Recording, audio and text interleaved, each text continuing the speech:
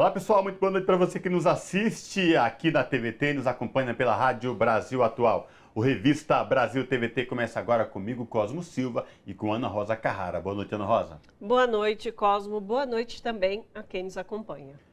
A Comissão de Constituição e Justiça do Senado aprovou na última quarta-feira, dia 4, proposta de emenda à Constituição que permite a comercialização de plasma humano, que é um dos componentes do sangue. Atualmente, a Constituição proíbe a comercialização de órgãos, tecidos ou substâncias humanas.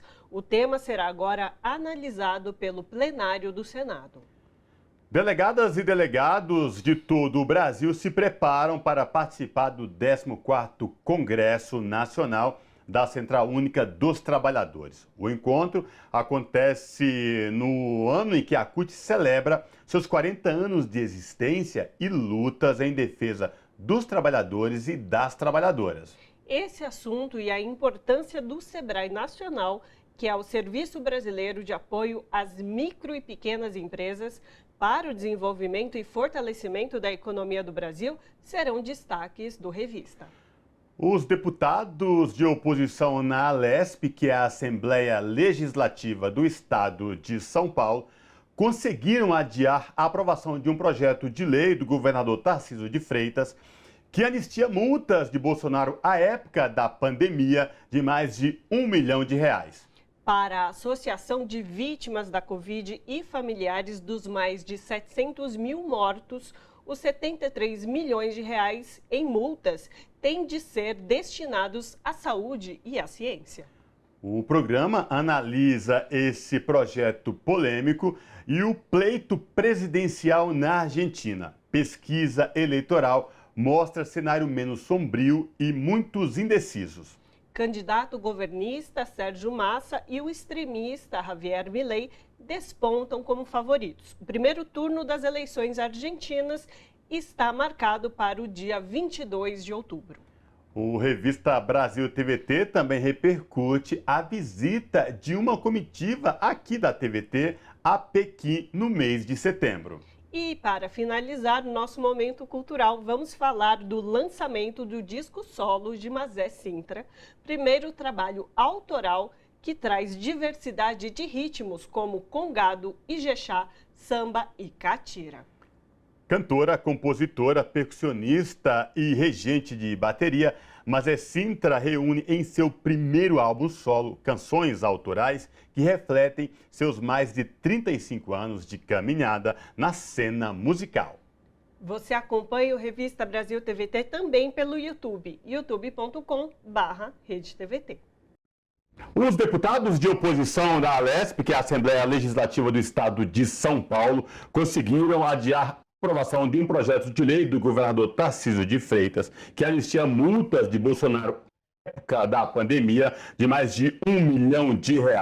Para a Associação de Vítimas da Covid e familiares dos mais de 700 mil mortos, 73 milhões em multas têm de ser destinados à saúde e à ciência.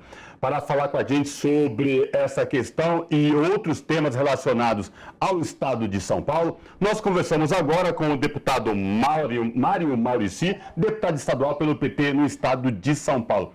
Deputado Maurici, tudo bem? Prazer recebê-lo aqui no Revista Brasil TVT. Seja bem-vindo. Muito obrigado. Quero cumprimentar você, Cosmo, você, Ana Rosa, e a todas as pessoas que nos veem aqui pela TVT. Pois é, você sabe, né? Meus avós já diziam que quem tem a chave de fenda aberta é quem tem a rosca aguenta, ou tenta aguentar.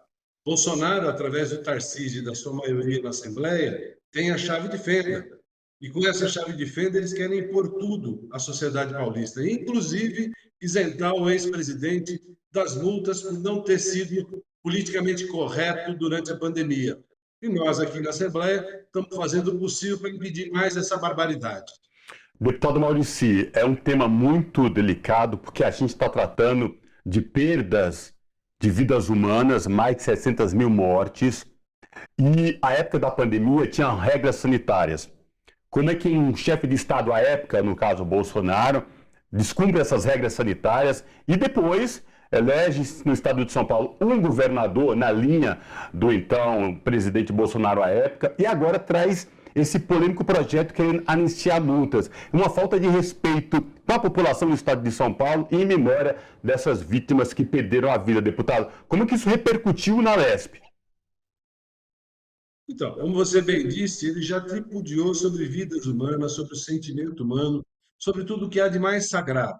Agora ele quer tripudiar sobre a legislação, sobre a lei, sobre o Estado de Direito e garantir que ele não tenha que pagar nem um pouco por esse pecado tão grande que ele cometeu.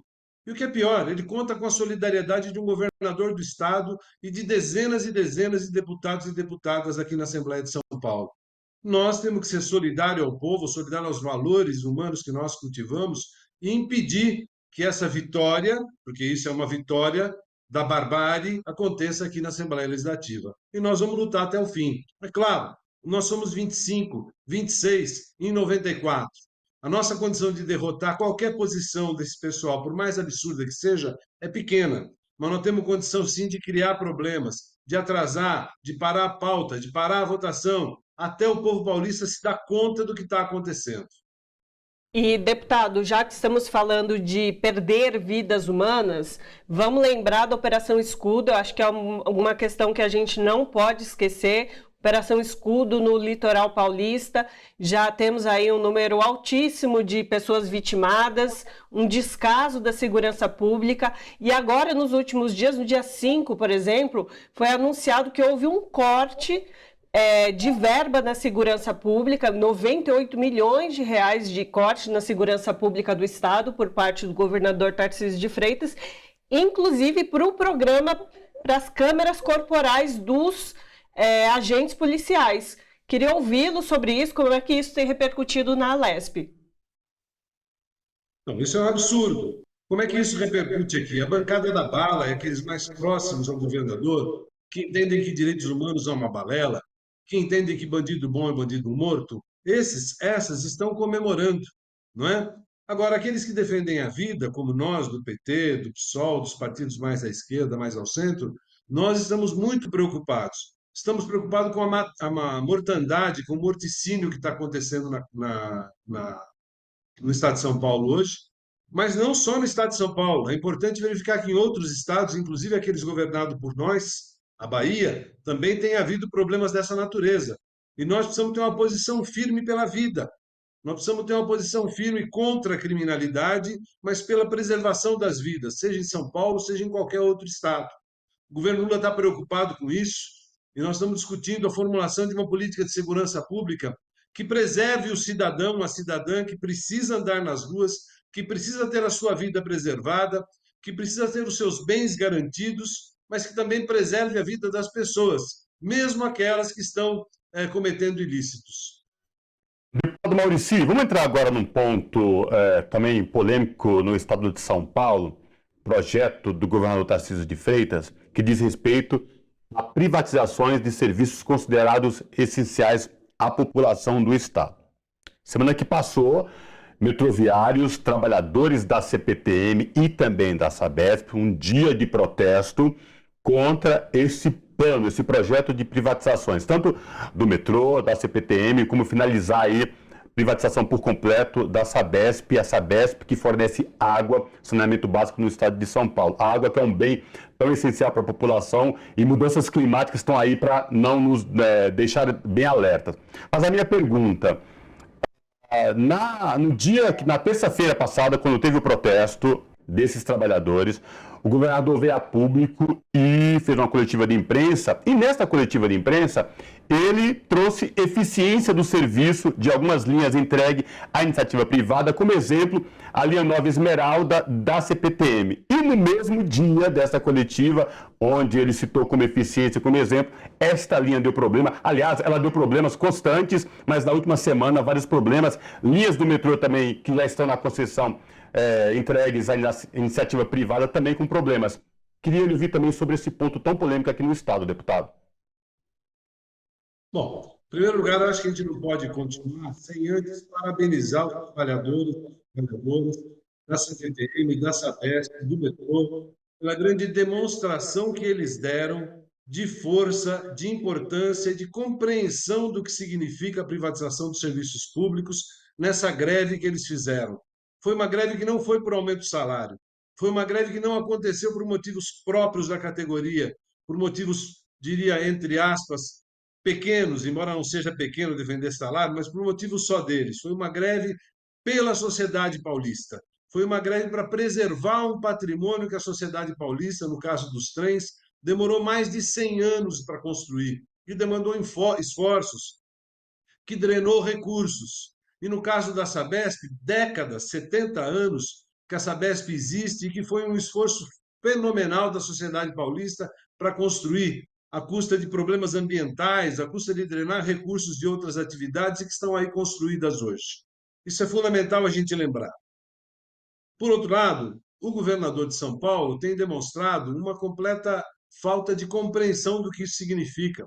Mais do que isso, ele, por ser carioca, quer trazer para São Paulo a experiência das privatizações que no Rio de Janeiro houveram e que não significaram nenhum bem, nenhuma melhoria de prestação de serviço, nem na distribuição de água, na captação na ampliação da rede de esgoto, no tratamento do esgoto, nem na ampliação e na melhoria da qualidade do serviço ferroviário. Muito pelo contrário, os trens privatizados no Rio de Janeiro são mais caros, cobram uma tarifa maior da população do que se cobra em São Paulo nos trens públicos.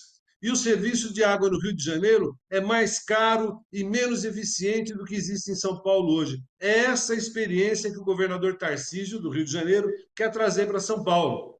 Eu que sou mais velhinho, Cosme e Ana Rosa, assistia na televisão, lá quando eu era criança, aqueles super-heróis lá, National Kid, Incas Venusianos, eles tinham uns raios assim que eles transformavam as coisas, quebravam as coisas, destruíam as coisas, transformavam uma coisa em outra. Eu tenho a sensação que o governador Tarcísio pensa que tem um revólver com o raio privatizador, e ele faz privatiza a Sabesp, privatiza a CPTM, privatiza a EMAI, e nós não podemos permitir que isso aconteça. Isso aqui não é uma ficção, não é um desenho animado. Nós temos que resistir. Cada uma dessas empresas tem a sua importância para o povo paulista, teve o seu custo para os nossos antepassados, e é o nosso legado que nós precisamos deixar para aqueles que virão depois de nós. E, deputado, vou aproveitar aqui os nossos minutos finais de conversa para falar de um processo muito importante. Ano que vem tem eleições municipais. Eleições municipais que elegem o executivo e o legislativo da região, do município, que é o poder público mais próximo da população e que gere transporte público, escola básica. E aí, nesse sentido, eu queria trazer, inclusive nesse contexto das privatizações, há diversos prefeitos atuais nesse momento, por exemplo, aqui de São Paulo, né, da cidade de São Paulo, Ricardo, que estão apoiando o Tarcísio nessa empreitada das privatizações de vários sistemas da Sabesp, do transporte público. Queria ouvi-lo como parlamentar, qual que é a importância da população se engajar, já ir se preparando para esse processo eleitoral, porque vai ter uma disputa aí também dessa questão de Tarcísio, não Tarcísio, quem apoia, e a manutenção ali desses poderes desse atual governador aqui do nosso estado. Cosma, Ana Rosa, eu gostaria muito da gente poder falar sobre o que eu vi, procurei entender lá em Moscou, na integração dos transportes, dos diversos modais, do trem, que tem mais de 205, do metrô, que tem mais de 250 estações, do trem, que tem mais de 150, de como é que isso tudo é integrado com o sistema de ônibus e de barcos. Talvez em um outro momento a gente possa falar disso. Mas eu queria lembrar que é o seguinte: o poder do governo do Estado sobre os prefeitos do Estado de São Paulo é muito grande.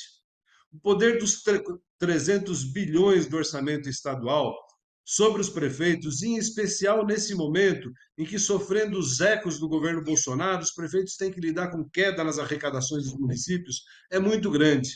Então, é muito mais fácil para aquele prefeito que não tem firmeza sobre o seu papel, sobre o seu legado que ele precisa deixar para a cidade que ele dirige hoje, para o seu povo, cair no canto da sereia e, por alguns tostões, permitir a privatização.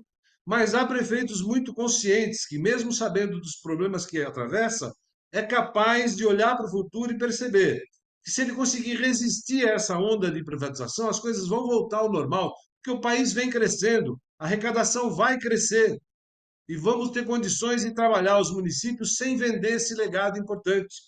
Às vezes não se tem a compreensão. Por exemplo, a gente está falando da Sabesp, está falando da CPTM. Pouco se está falando da EMAI, porque a EMAI não é uma empresa produtora de energia, mas ela é uma empresa estratégica. Porque quando falta energia, é ela que supre.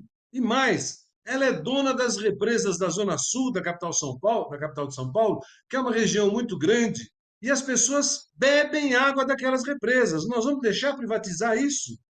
E no caso da EMAI, ela não precisa de autorização da Assembleia Legislativa, porque ela já foi criada a partir da privatização da Eletro. Então, nós precisamos estar muito atentos a isso e impedir que essa destruição do patrimônio público, que vai custar muito caro à sociedade paulista, vai custar muito caro a cada prefeito, a cada vereador e, fundamentalmente, vai custar muito caro para cada cidadão e cidadã. Nós não podemos permitir que isso aconteça de uma hora para outra. Precisamos resistir e resistir com todos os instrumentos, com representações do Ministério Público, com ações judiciais, atrasando as votações aqui na Assembleia, sensibilizando prefeitos e vereadores para fazerem o mesmo nas suas câmaras municipais, nos seus municípios, e ajudando, incentivando, aplaudindo o povo para ir à rua, trabalhadores e trabalhadoras, na vida real, naquela que acontece no dia a dia, das ruas, resistindo a esse processo. Muito bem colocado, deputado. Conversamos com Mauro Maurici, que é deputado estadual pelo PT aqui em São Paulo. Conversamos um pouco sobre as polêmicas do governo Tarcísio de Freitas e os processos de privatizações que ele tenta emplacar aqui no nosso estado. Deputado, muitíssimo obrigado pela sua participação conosco aqui hoje.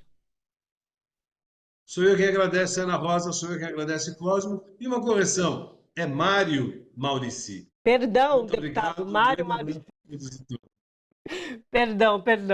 Abraço. Abraço. Próxima. Os argentinos se preparam para o pleito presidencial. Pesquisa eleitoral recente mostra cenários menos sombrios e muitos indecisos. Candidato governista Sérgio Massa e o extremista Javier Milei despontam como favoritos. O primeiro turno das eleições na Argentina está marcado para o dia 22 de outubro. Para falar com a gente sobre essa questão, nós conversamos agora com a Andressa Caldas, que é defensora dos direitos humanos, doutoranda em antropologia social pela Universidade de San Martín, lá na Argentina, e integrante do coletivo Passarinhos. Andressa Caldas, tudo bem? Prazer te receber no Revista Brasil TVT. Seja bem-vinda. Muito obrigada, Cosmo, obrigada, Ana Rosa. Uma satisfação estar aqui conversando com vocês. Andressa, vamos tentar trazer para o nosso público aqui no Brasil, nossos telespectadores da TVT e também ouvintes da Rádio Brasil Atual, qual que é o cenário atual hoje na Argentina, essa disputa tão acirrada aí para as eleições presidenciais, agora já no primeiro turno? Bom, a gente sai de uma mudança histórica na Argentina, que era uma divisão, a chamada Greta, que a gente tinha dois grupos muito claros, um ligado ou em torno do peronismo, que juntava o kirchnerismo, que hoje atualmente é governo, é a situação na Argentina, e do outro lado a oposição, que estava concentrada e nucleada principalmente no PRO e no Juntos, agora a sigla chamada Juntos por el Cambio. O que a gente tem com as PASO, que são as prévias eleitorais, é um processo, uma mudança importante, quase paradigmática no contexto político-eleitoral argentino, que a gente tem marcadamente 3/3 de forças políticas atualmente se concorrendo, né? E a chegada dessa nova força política com a extrema-direita protagonizada, encabeçada pelo Javier Milei. O cenário hoje ele está um pouco melhor, né? Melhor do ponto de vista da perspectiva de quem se preocupa pela democracia e pelos direitos humanos, vela pela democracia e pelos direitos humanos, na medida que há um cenário de mais crescimento do candidato oficialista Sérgio Massa, né? Há uma preocupação muito grande com esse quadro, que não é um quadro único da Argentina, a gente viveu recentemente isso no Brasil, outros países da região também vivenciaram, mas de fato há essa ascensão da ultradireita, da extrema-direita, figurada aí para esse personagem caricato do Javier Milei, tem preocupado todos aqueles que apostam numa saída democrática, na construção da democracia, no fortalecimento do espectro democrático. Então, a gente tem esse cenário hoje que é muito incerto. Quem disser que sabe o que vai acontecer nas eleições da Argentina está mentindo. Não existe nenhuma pesquisa que demonstre que há um candidato favorável. Esse jogo está completamente aberto. E, Andressa, queria falar um pouco sobre um recente fato que foi o debate entre os candidatos e que foi bastante conturbado, assim, né, esse debate. Mas queria trazer à tona também essa figura de Javier Milei. Queria entender o que o debate pode alterar essa posição em que Milei e Massa disputam aí entram como protagonistas dessas eleições, mas, ao mesmo tempo, essa figura de Milei, como é que a população tem aceitado, já que, por exemplo, ele fez críticas até mesmo ao Papa Francisco, que é uma figura argentina muito benquista pela população argentina, majoritariamente católica, depois voltou atrás. Queria também que você pudesse falar, assim, por que a população argentina, então, aí 1/3 da população argentina está se colocando a votar nessa figura tão, enfim, paradigmática, enfim, Javier Milei, né? É importante essa reflexão porque ela precisa ser entendida no contexto que a Argentina vive. A gente não pode negar que o país vive hoje uma inflação de mais de 120%, a pobreza aumentou e hoje tem um índice de mais de 40%. Claramente, esse é um processo que vem sendo arrastado desde a saída, enfim, desde a época da ditadura, com endividamento altíssimo, com os anos 90, mas foi agravado muito pelo governo Macri, que antecedeu o governo do atual presidente Alberto Fernandes, com o endividamento agressivo do país. De todas maneiras, já se passaram 4 anos e para a população simplesmente colocar a culpa no governo anterior gera uma indignação e uma frustração, principalmente do ponto de vista da classe média, da classe mais pobre, que de fato está mais empobrecida e tem sofrido gravemente com essa alta inflacionária, algo difícil de sustentar, que em 4 anos não se pôde fazer muito. Para piorar esse cenário, Ana Rosa, o candidato Sérgio Massa, que é o candidato da situação, o candidato oficialista, vamos dizer assim, é o ministro da Economia. Então, isso dificulta, inclusive, para poder dialogar com a população. Então, assim, a ascensão do Javier Milei, ele vem nesse contexto, se colocando como o candidato que é contra isso tudo que está aí, é o candidato da antipolítica, é o candidato antissistêmico, que não é igual nem à direita tradicional e quer eliminar e exterminar o kirchnerismo e a centro-esquerda ou esquerda. Tudo isso soa muito familiar para qualquer brasileiro que viveu há muito pouco tempo atrás o aparecimento de um personagem caricato, que, embora também fosse parte da política, porque foi deputado por mais de 30 anos, nisso eles também são muito parecidos. O Javier Milei foi deputado, né, atualmente está licenciado para ser candidato, e também com uma atuação parlamentar de baixíssimo rendimento, sem ter apresentado nenhum projeto de lei, sem aparecer nas sessões legislativas, dormindo no parlamento. Então, assim, tudo isso, se não fosse uma péssima coincidência, indica que é uma estratégia também clara de comunicação dessa nova configuração da extrema-direita, que se coloca como fora do sistema, mas claramente é um ator que está imerso no sistema. Você falou do debate, claramente houve momentos muito difíceis, e eu falo do lugar de defensora de direitos humanos, então você ouvir um candidato, que foi o Javier Milei, negar a existência de 30 mil desaparecidos, algo que é muito caro na Argentina, né? Talvez no Brasil a gente não tenha conseguido chegar ainda a essa sensibilidade muito fina, que é o respeito pela memória, verdade e justiça, e por tudo que aconteceu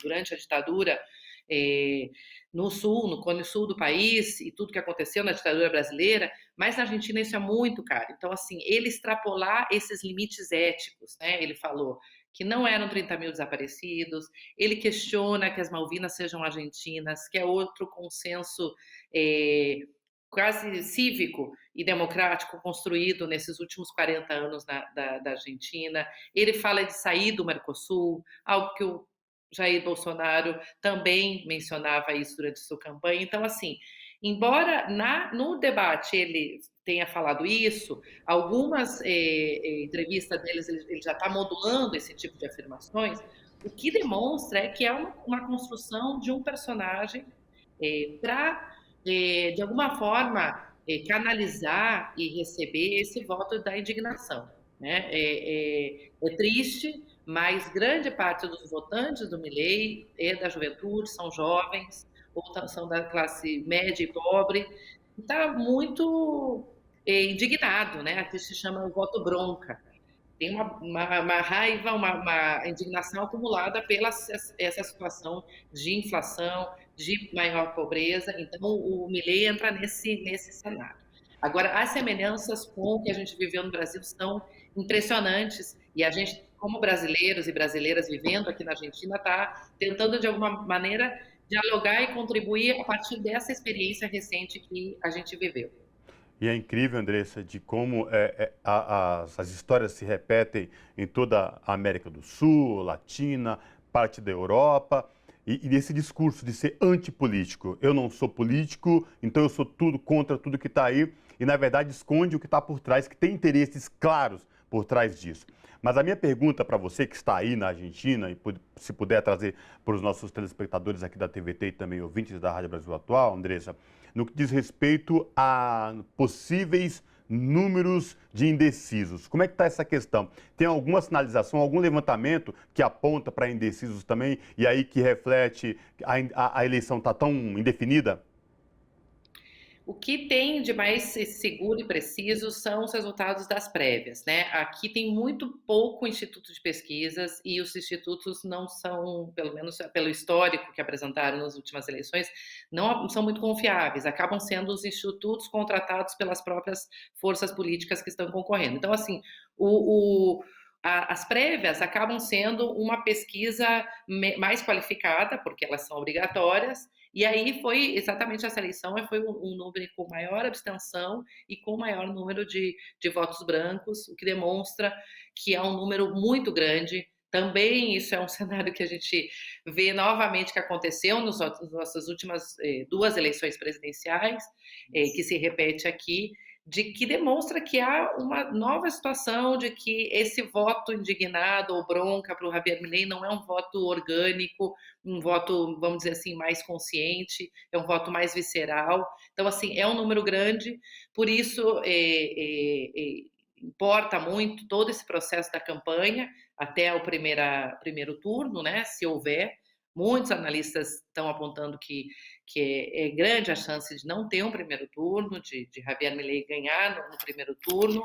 A gente acredita que não, mas isso tudo tá em aberto, né? Mas o dado é que nas prévias, na chamado passo, houve um número histórico de abstenção e votos brancos e nulos, né?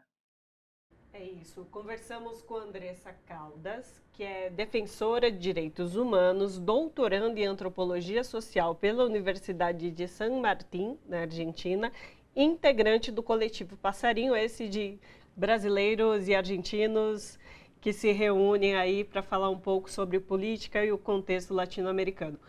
Andressa, muitíssimo obrigada pela sua participação. A gente segue acompanhando as eleições, que inclusive o primeiro turno, só lembrando, 22 de outubro. Muito obrigada, eu que agradeço o espaço e a oportunidade. Um abraço a vocês. Abraço. A Comissão de Constituição e Justiça do Senado aprovou na última quarta-feira, dia 4, por 15 votos a 11, a proposta de emenda à Constituição que permite a comercialização de plasma humano, que é um dos componentes do sangue. Atualmente, a Constituição Federal proíbe a comercialização de órgãos, tecidos ou substâncias humanas. O tema agora será analisado pelo plenário do Senado. Para falar com a gente sobre essa questão, nós conversamos agora com Humberto Costa, senador pelo estado de Pernambuco e ex-ministro da Saúde. Senador Humberto Costa, tudo bem? Prazer recebê-lo no Revista Brasil TVT. Seja bem-vindo. Obrigado, tudo bem? É um prazer falar com o Revista Brasil da TVT. Senador Humberto Costa, na última quarta-feira, a CCJ do Senado aprovou essa proposta de emenda à Constituição, esta PEC aí, sobre a comercialização do plasma. A gente sabe que é um tema muito importante e que remete à comercialização de sangue e de outros tecidos. Queria lhe ouvir sobre essa questão, porque isso já vem gerando muita discussão nas mídias sociais, na imprensa de forma geral. Queria lhe ouvir sobre esse tema tão importante, senador. Bem, na verdade, essa é uma questão realmente muito relevante. A Constituição brasileira proíbe qualquer tipo de comercialização de órgãos, de tecidos e outros componentes do corpo humano. E o plasma, ele é o principal componente do sangue. Ele representa 55% do sangue. E ele pode ser utilizado para a produção de medicamentos hemoderivados, que são aqueles utilizados para combater doenças do sangue, como a hemofilia, alguns componentes que ajudam na elevação da imunidade corporal e, portanto, é um produto extremamente relevante, importante e que no Brasil está sob regulação do Sistema Único de Saúde, que tem uma política nacional do sangue, que tem uma chamada hemorrede, ou seja, bancos de sangue, hemocentros, que fazem a coleta do sangue, que dão um tratamento a esse sangue e ao plasma, e a maior parte desse plasma vai para a Hemobras, que é a empresa brasileira de hemoderivados, e que produz, a partir de um contrato que tem com a empresa na Suíça, os hemoderivados que são usados aqui no Brasil. E que, juntamente com o SUS, adquire também componentes hemoderivados, né, para algumas doenças que não tenham ainda hoje uma produção dos hemoderivados em número suficiente para o atendimento a todas as pessoas, né? Então, é algo muito importante. O que está em jogo hoje é a possibilidade concreta de que nós tenhamos um processo, uma situação em que nós voltemos a ter no Brasil uma coleta de hemoderivados, uma coleta de plasma remunerada, ou seja, as pessoas venderem o seu sangue para receber uma remuneração em troca, o que vai totalmente contra o que tem sido a base de uma política de sangue exitosa, que é a do Brasil, e que se baseia na doação voluntária, na solidariedade que as pessoas têm uma com as outras e que não passa por qualquer tipo de comercialização. Aliás, a comercialização do plasma é outro ponto que foi proposto nessa emenda constitucional. E, finalmente, essa proposta não garante que os hemoderivados produzidos aqui no Brasil com o plasma do povo brasileiro não venha a ser entregue ao Sistema Único de Saúde e possa, inclusive, ser negociado, vendido para fora do país. Senador Humberto Costa, desculpa interrompê-lo, mas a gente sabe o quanto o SUS é importante nesta cadeia de quantas pessoas internadas no Sistema Único de Saúde e também na rede privatizada, quando precisa de sangue, os estoques às vezes baixos. De que forma, se esta proposta vier a ser aprovada no plenário do Senado, ela pode impactar no nosso SUS, senador? De forma muito forte, né? Primeiro porque as pessoas que hoje fazem a doação gratuita, solidária, elas vão começar a pensar da seguinte maneira: por que eu estou fazendo esse esforço para salvar vidas se tem gente que anda por aí vendendo o seu plasma, né?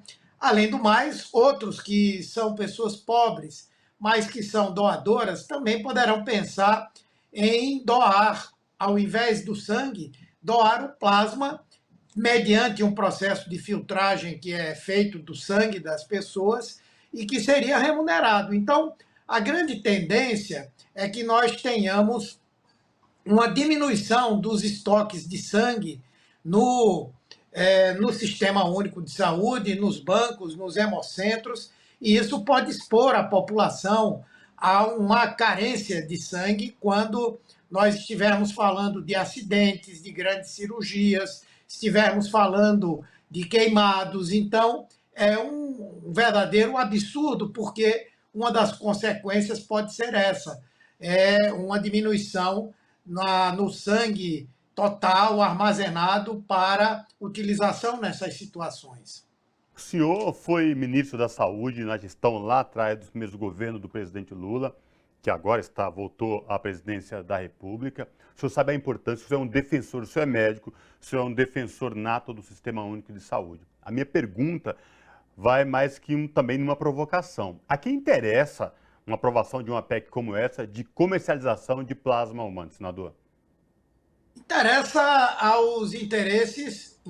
às empresas capitalistas que produzem hemoderivados no mundo, que são 13 empresas, e interessa particularmente a uma empresa no Brasil.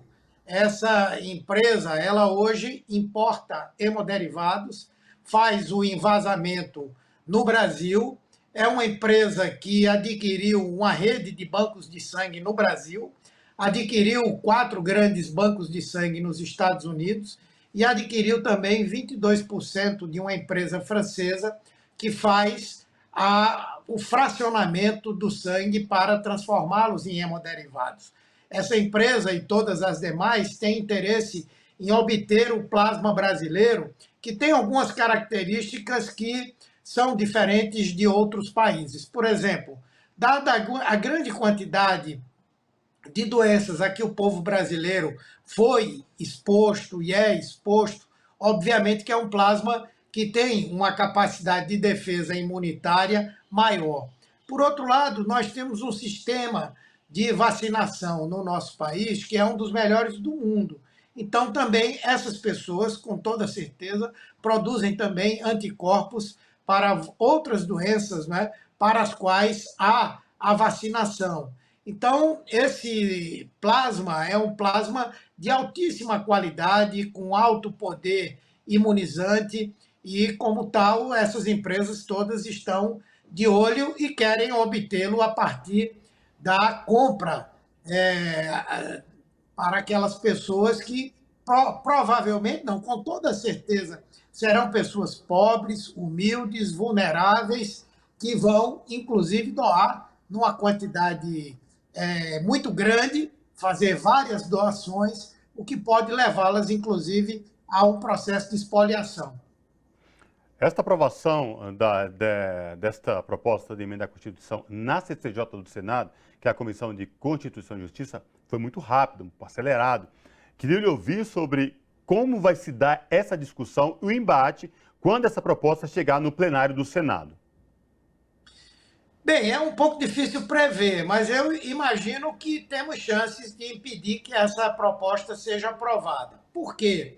A votação na Comissão de Constituição e Justiça, ela sofreu a interferência de líderes de alguns partidos que fizeram mudanças, substituições de membros, exatamente para viabilizar uma maioria que garantisse a votação.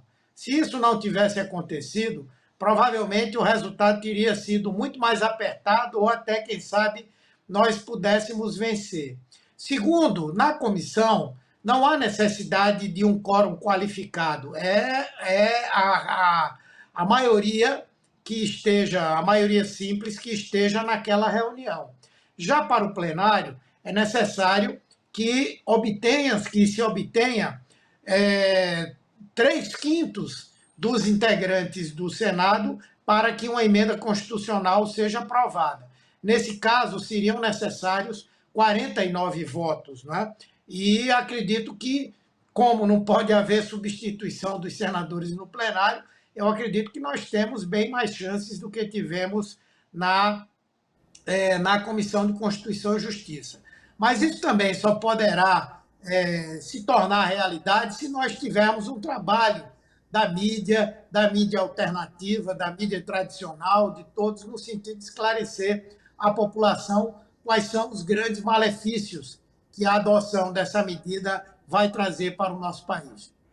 E quando o senhor traz essa discussão, né, da divulgação deste tema, deste debate na sociedade, e levanta, joga luz ao que está por trás, ao que interesse do sistema privado sobre o plasma da população brasileira, é que a população se dê conta de fato o que está em jogo. E mais, trabalhar essa questão da solidariedade humana. O Brasil é um país que vem se destacando no mundo pela questão dos seus hemocentros, pela questão de doação de sangue e também doação de órgãos. Isso pode impactar de uma forma geral, o senhor já vinha falar disso, mas também na conscientização da população. Você acha que é possível, a partir do momento que a população se der conta da importância e o que está em jogo com isso, se uma pressão maior desses senadores que defendem esta PEC?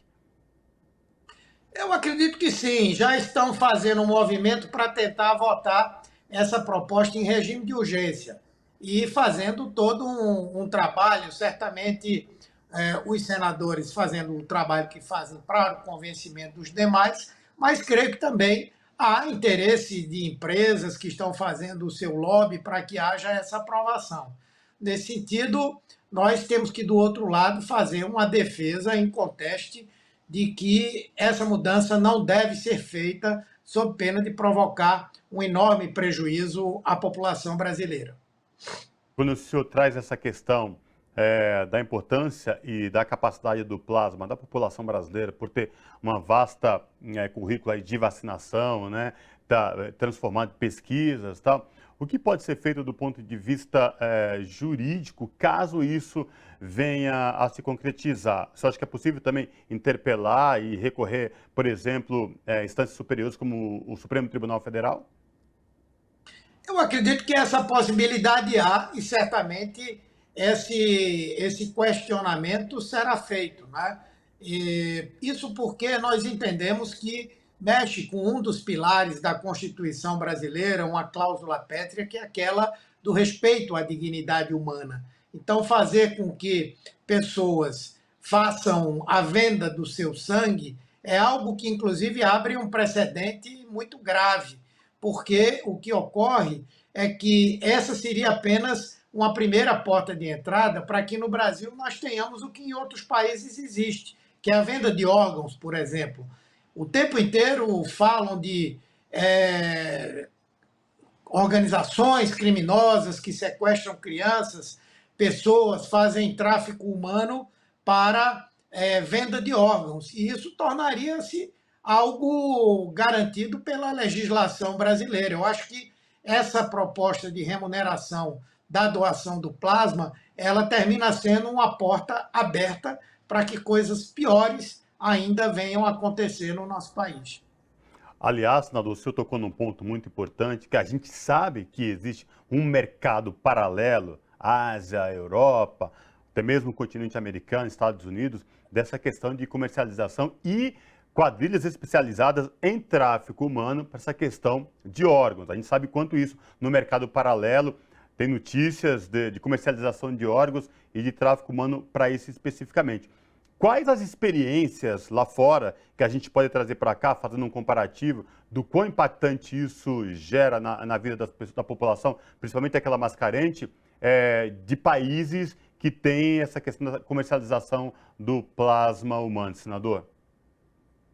Olha, a experiência que há em relação a isso, ela é uma experiência danosa. Tudo isso que nós estamos prevendo, tal como a possibilidade da diminuição das doações humanitárias, solidárias, é um dado de realidade. Outro dado de realidade é que a quantidade de doações feitas a partir da remuneração, ela é muito grande, ou seja, os próprios doadores poderão estar incorrendo na possibilidade de terem uma expoliação da sua saúde. Dificilmente uma simples entrevista, que é tão importante no processo de doação, poderá captar a verdade. Por exemplo, se aquela pessoa adota ou adotou algum tipo de comportamento de risco, se aquela pessoa tem alguma doença que tem contraindicações para para haver a doação do plasma, ou de saber se aquela pessoa está com uma infecção ou não. Ou seja, nós estamos falando de segurança sanitária. Essa é uma primeira coisa que nós temos que discutir, que também se verifica em países onde há essa comercialização do sangue ou do plasma. E uma outra muito importante é que, na verdade, isso representa um ataque à dignidade humana. Vamos dar um exemplo. Nos Estados Unidos se vende plasma, se pode doar e receber dinheiro em troca do plasma. O que é que aconteceu durante a pandemia em todo o mundo? Houve diminuição de doadores, porque ninguém queria ir a um hospital, enfim, não é? Mas engraçado que nos Estados Unidos passou a pandemia, mas a quantidade de doações continuou muito baixa. E aí a explicação para isso é que durante a pandemia houve a garantia por parte do governo americano de uma ajuda, de um benefício para que as pessoas pudessem ficar em casa. E depois que passou o momento mais grave da pandemia, essa ajuda continuou. E então, aquelas pessoas que antes iam vender o seu sangue pararam de fazê-lo porque tinham uma receita a mais. O que significa que as pessoas fazem exatamente porque elas precisam do dinheiro. Elas estão vendendo o seu sangue e, obviamente, são pessoas vulneráveis, são pessoas latinas, não documentadas. Essa é a realidade que a gente vê nos Estados Unidos. Migrantes. Senador, para a gente finalizar, infelizmente nós temos chegando ao final, o que as entidades de classe, por exemplo, o Conselho Federal de Medicina, cientistas, já tem alguma repercussão no meio acadêmico, institutos? Como está essa questão? Sim, existe uma repercussão muito forte, não é? Não sei o Conselho Federal de Medicina, mas, por exemplo, a Organização Mundial de Saúde é contra. A Organização Pan-Americana de Saúde é contra. O Conselho Nacional de Secretários Municipais de Saúde é contra. O Conselho Nacional de Secretários Estaduais de Saúde é contra. A Fiocruz é contrária também. O próprio Conselho Nacional de Saúde já se manifestou também.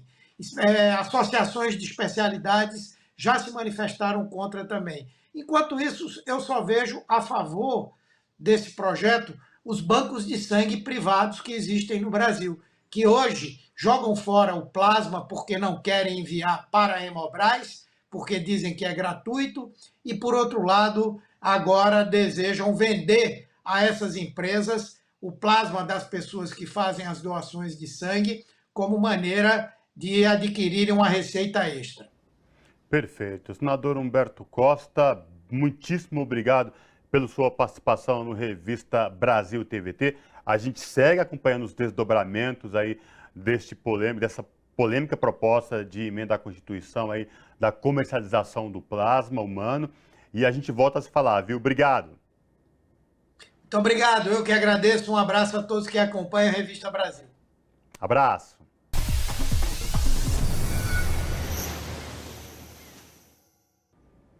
No final do mês de setembro, uma comitiva da TVT visitou a China. Foram 8 dias intensos conhecendo as tradições desse gigante asiático, economia, cultura e troca de experiências com a mídia local. Para falar com a gente sobre essa experiência, nós conversamos agora com a nossa colega Thalita Galli, que é apresentadora da TVT, jornalista aqui da Fundação e que esteve na comitiva da TVT na China. Thalita, tudo bem? Prazer te receber no Revista Brasil TVT, seja bem-vinda. Olá, Cosmo, olá, Ana, maior prazer estar aqui com vocês, muito obrigada pelo convite, vou contar tudo o que aconteceu lá na China, em Pequim, para vocês. Pois é, Thalita, quando a gente fala na China, a gente sabe que é um país continental, gigante. Mas uma coisa é ler a respeito, ver notícias a respeito. Outra totalmente diferente é estar em loco, presenciando e conhecendo.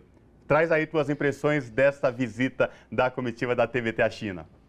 Claro, exatamente isso. A China é gigante e a gente conheceu Pequim, na verdade, que é a capital da China, né? Então, assim, nem tem como falar nesse contexto China inteira, porque é muito grande. Mas Pequim a gente conseguiu conhecer bastante bem. Pequim, só para fazer um comparativo, tem 22 milhões de habitantes, é quase o dobro do que tem São Paulo, para ter uma noção, assim, do tanto de gente que vive na capital da China.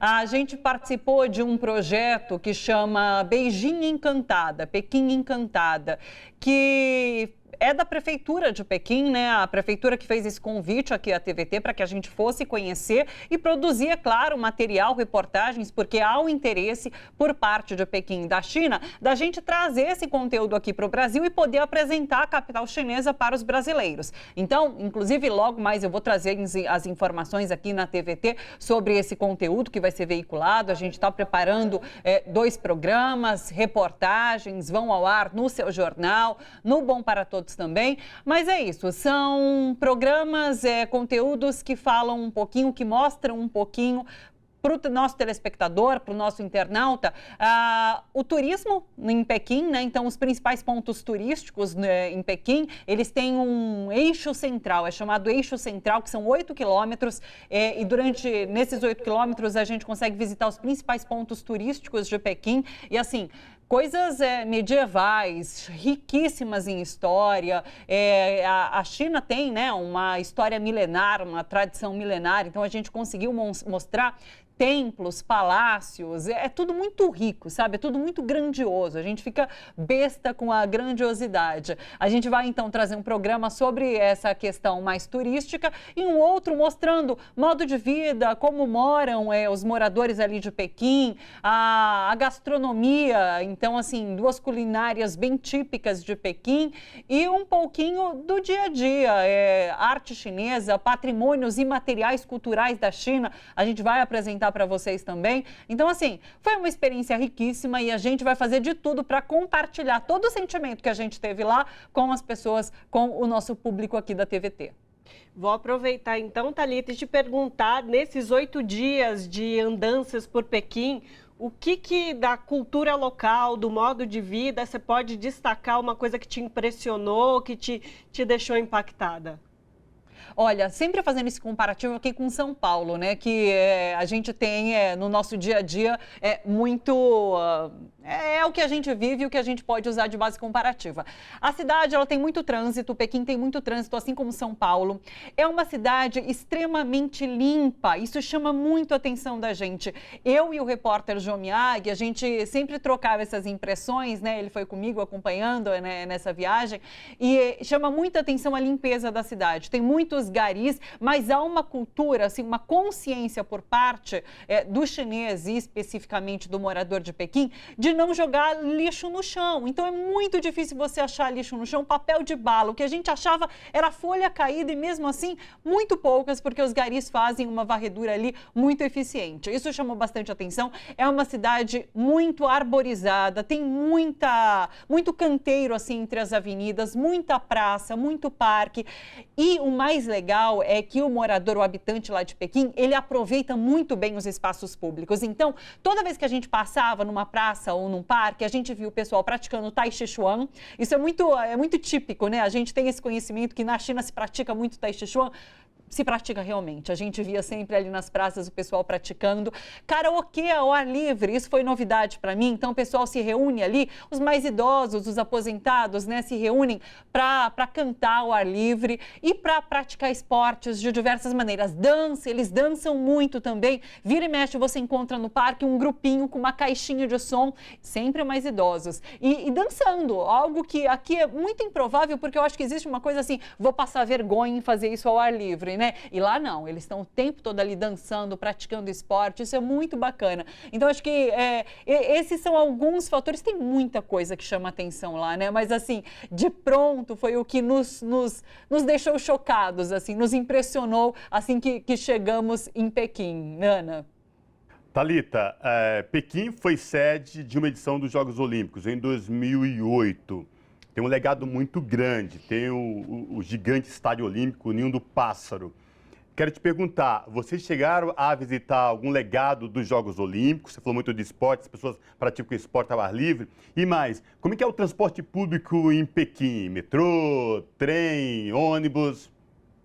Olha, o metrô, eu não vou lembrar a extensão, mas assim, é uma extensão gigantesca. Eles têm, assim, linhas de metrô por toda a cidade. Você consegue se locomover por toda a cidade com o metrô. É o transporte mais utilizado realmente, assim. Você consegue, tem linha e tem terminal em todos os lugares, tem pontos, né, em todos os lugares. Então é muito fácil se locomover por metrô. A gente fez um trecho pequeno, a gente andou na linha mais antiga de metrô de Pequim e assim, não é muito cheio, a gente estava no horário assim meio de pico, né? 5 horas da tarde ali em Pequim, não estava muito cheio. Como eu já disse, é extremamente limpo, super eficiente, então foi bem bacana. Ônibus tem bastante, mas não tem muito, porque eles andam muito de bicicleta e de motinho elétrica, sabe? Porque é uma cidade é totalmente plana, na verdade, não é muito, ela é totalmente plana. Então é muito fácil se locomover com a bicicleta por lá. E as estradas principais, a gente tem as estradas principais que são sempre grandes e largas avenidas e do lado dessas avenidas tem uma parte isolada para a bicicleta e para as motos elétricas. Então, assim, é muito fácil se locomover. Inclusive, eles usam muito esse esquema de aluguel de bicicleta e elas ficam, assim, em todos os pontos. É muito fácil você locar essa bicicleta. As motos elétricas têm uma particularidade que elas são estacionadas, assim, nessa margem das rodovias e elas não são trancadas, não ficam com cadeado. Isso é muito interessante também, né? Há um nível de segurança gigantesco, assim. A gente passeou pelos hutongs, que são áreas de antigas moradias ali no centro de Pequim, e é muito seguro. São vielinhas, à noite a gente circulou por ali, elas ficam escuras, né? E aqui em São Paulo a gente teria muito medo. Eu, como mulher, teria muito medo de passar por uma viela escura pelo centro, assim, de São Paulo. E lá a gente circulou com a maior segurança, com a maior liberdade. Então tem esse quesito que também é bastante importante. Você me perguntou sobre Olimpíadas. A gente visitou ali o Parque Olímpico e é muito bacana. O estádio, Cosmo, tem uma história muito interessante. A gente visitou o Ninho do Pássaro, né? E isso estava na nossa pauta. Então a gente sabia que ia com a comitiva ali que nos acompanhava para o Ninho do Pássaro. E tudo leva bastante tempo, porque a gente pega muito trânsito, então a gente vai num mini ônibus até lá e de repente eu vi que a gente entrou numa garagem. Assim que a gente entrou numa garagem, eu achei estranho. Eu falei, nossa, acho que a gente vai estacionar para ir até o Ninho do Pássaro. A hora que a gente desce do ônibus, a gente estava embaixo do Ninho do Pássaro, a gente estava dentro do Ninho do Pássaro. E daí, assim, por uma portinha eu consegui entrar e a gente dá de cara com o estádio ali, com o campo de futebol. Foi muito chocante pra gente, sabe? Eu não esperava que a gente fosse ter esse nível esse nível VIP, sabe? A gente foi assim, teve um tratamento VIP ali na entrada do Ninho do Pássaro. E a gente vai trazer isso para vocês, inclusive.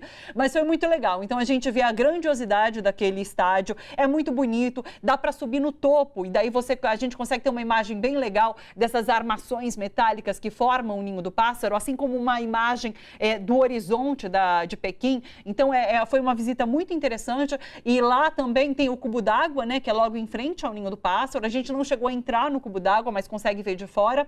E a gente viu um mural onde ficam todos os medalhistas. E eu mostro onde tem o nome do Cielo, nadador, que ganhou medalha de ouro, né, brasileira, nos 50 metros livres de natação. Então a gente mostra também esse muro que tem ali o Brasil registrado por meio do Cielo nadador. Foi bem bacana. Thalita, eu queria aproveitar agora e falar sobre os meios de comunicação. Se vocês tiveram contato com alguma emissora local, qual que também foi a experiência de vocês assistindo emissoras de lá, escutando em rádio também. Queria que você falasse um pouco disso, porque acho que aqui no Brasil a gente tem muitos mitos e muitas más informações sobre esse contexto na China. Ana, a China tem o grupo de mídia chinês, né? O CMG, se eu não me engano, é a sigla. E eles que nos recepcionaram, né? A gente, na verdade, foi recebido pelo grupo da Rádio Internacional Chinesa. Eles têm um núcleo de língua portuguesa. Então, a gente foi recepcionado por jornalistas chineses que falam português. Eles que fizeram, inclusive, pontos importantes para a gente nas traduções, nas conversas que a gente teve ali com moradores de Pequim, pessoas nos pontos turísticos. A gente teve também uma participação num evento que eles fizeram desse projeto Encantando Beijing, Beijing Encantada. A gente recebeu um documento de participação nesse evento, então foi bem bacana, fomos tratados muito bem por eles ali. O que deu para perceber em relação aos canais de TV, né, já que a gente está aqui falando de TV, somos uma TV, né, o grupo chinês ali de mídia tem uma infinitude de programação e de conteúdo, são 16 canais em TV aberta, a gente tinha acesso ali pela TV do hotel e eu ficava fuçando toda noite para ver os conteúdos e assim, dos mais diversos. Programas de jornalismo, programas de entretenimento, de auditório, com grandes auditórios, programas humorísticos, shows musicais. Então, eles produzem um conteúdo vasto ali à disposição do povo chinês. Isso é muito interessante. Então, esse contato que a gente teve com a Rádio Internacional, com esse núcleo de língua portuguesa, foi muito interessante, inclusive para a gente tomar conhecimento de que a China tem essa busca por entender os países de língua portuguesa. Eles fazem essa troca grande aqui, então tem sempre entrevistados brasileiros ali que são colocados nesse canal, nessa rádio internacional.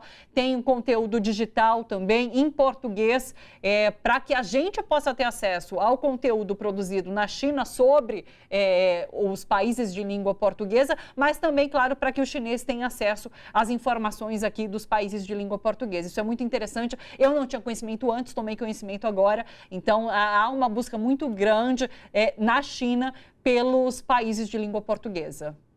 E isso também deve ter relação, Thalita, até porque Brasil e China tem parcerias comerciais, a China é nosso principal parceiro comercial no mundo, então isso tem tudo a ver, né? Então, de repente, essa questão com a preocupação com a língua portuguesa faz todo sentido. Mas nosso tempo está acabando, mas eu queria te ouvir também sobre outra questão. Muito se fala que o asiático, de forma geral, né, não só o chinês, não é tão receptivo como a gente, é um pouco frio, distante e tal. Isso coisas faladas, ninguém tem a certeza de como vocês estiveram lá em loco. Isso é verdade, isso é mito? O que você pode falar para a gente? É um mito. Aliás, Cosme, é muito interessante você falar sobre essa questão das trocas, né, comerciais, culturais entre China e Brasil, porque eu sinto que aqui no Brasil há muitos mitos em relação à China, né? Desde mitos políticos que trazem a política, a República Popular da China, né? Até essa questão de como eles recebem pessoas aqui do Ocidente. A gente foi extremamente bem recebidos lá. É muito legal. A gente foi na muralha, na Grande Muralha da China, né? Um dos trechos, inclusive, do nosso programa.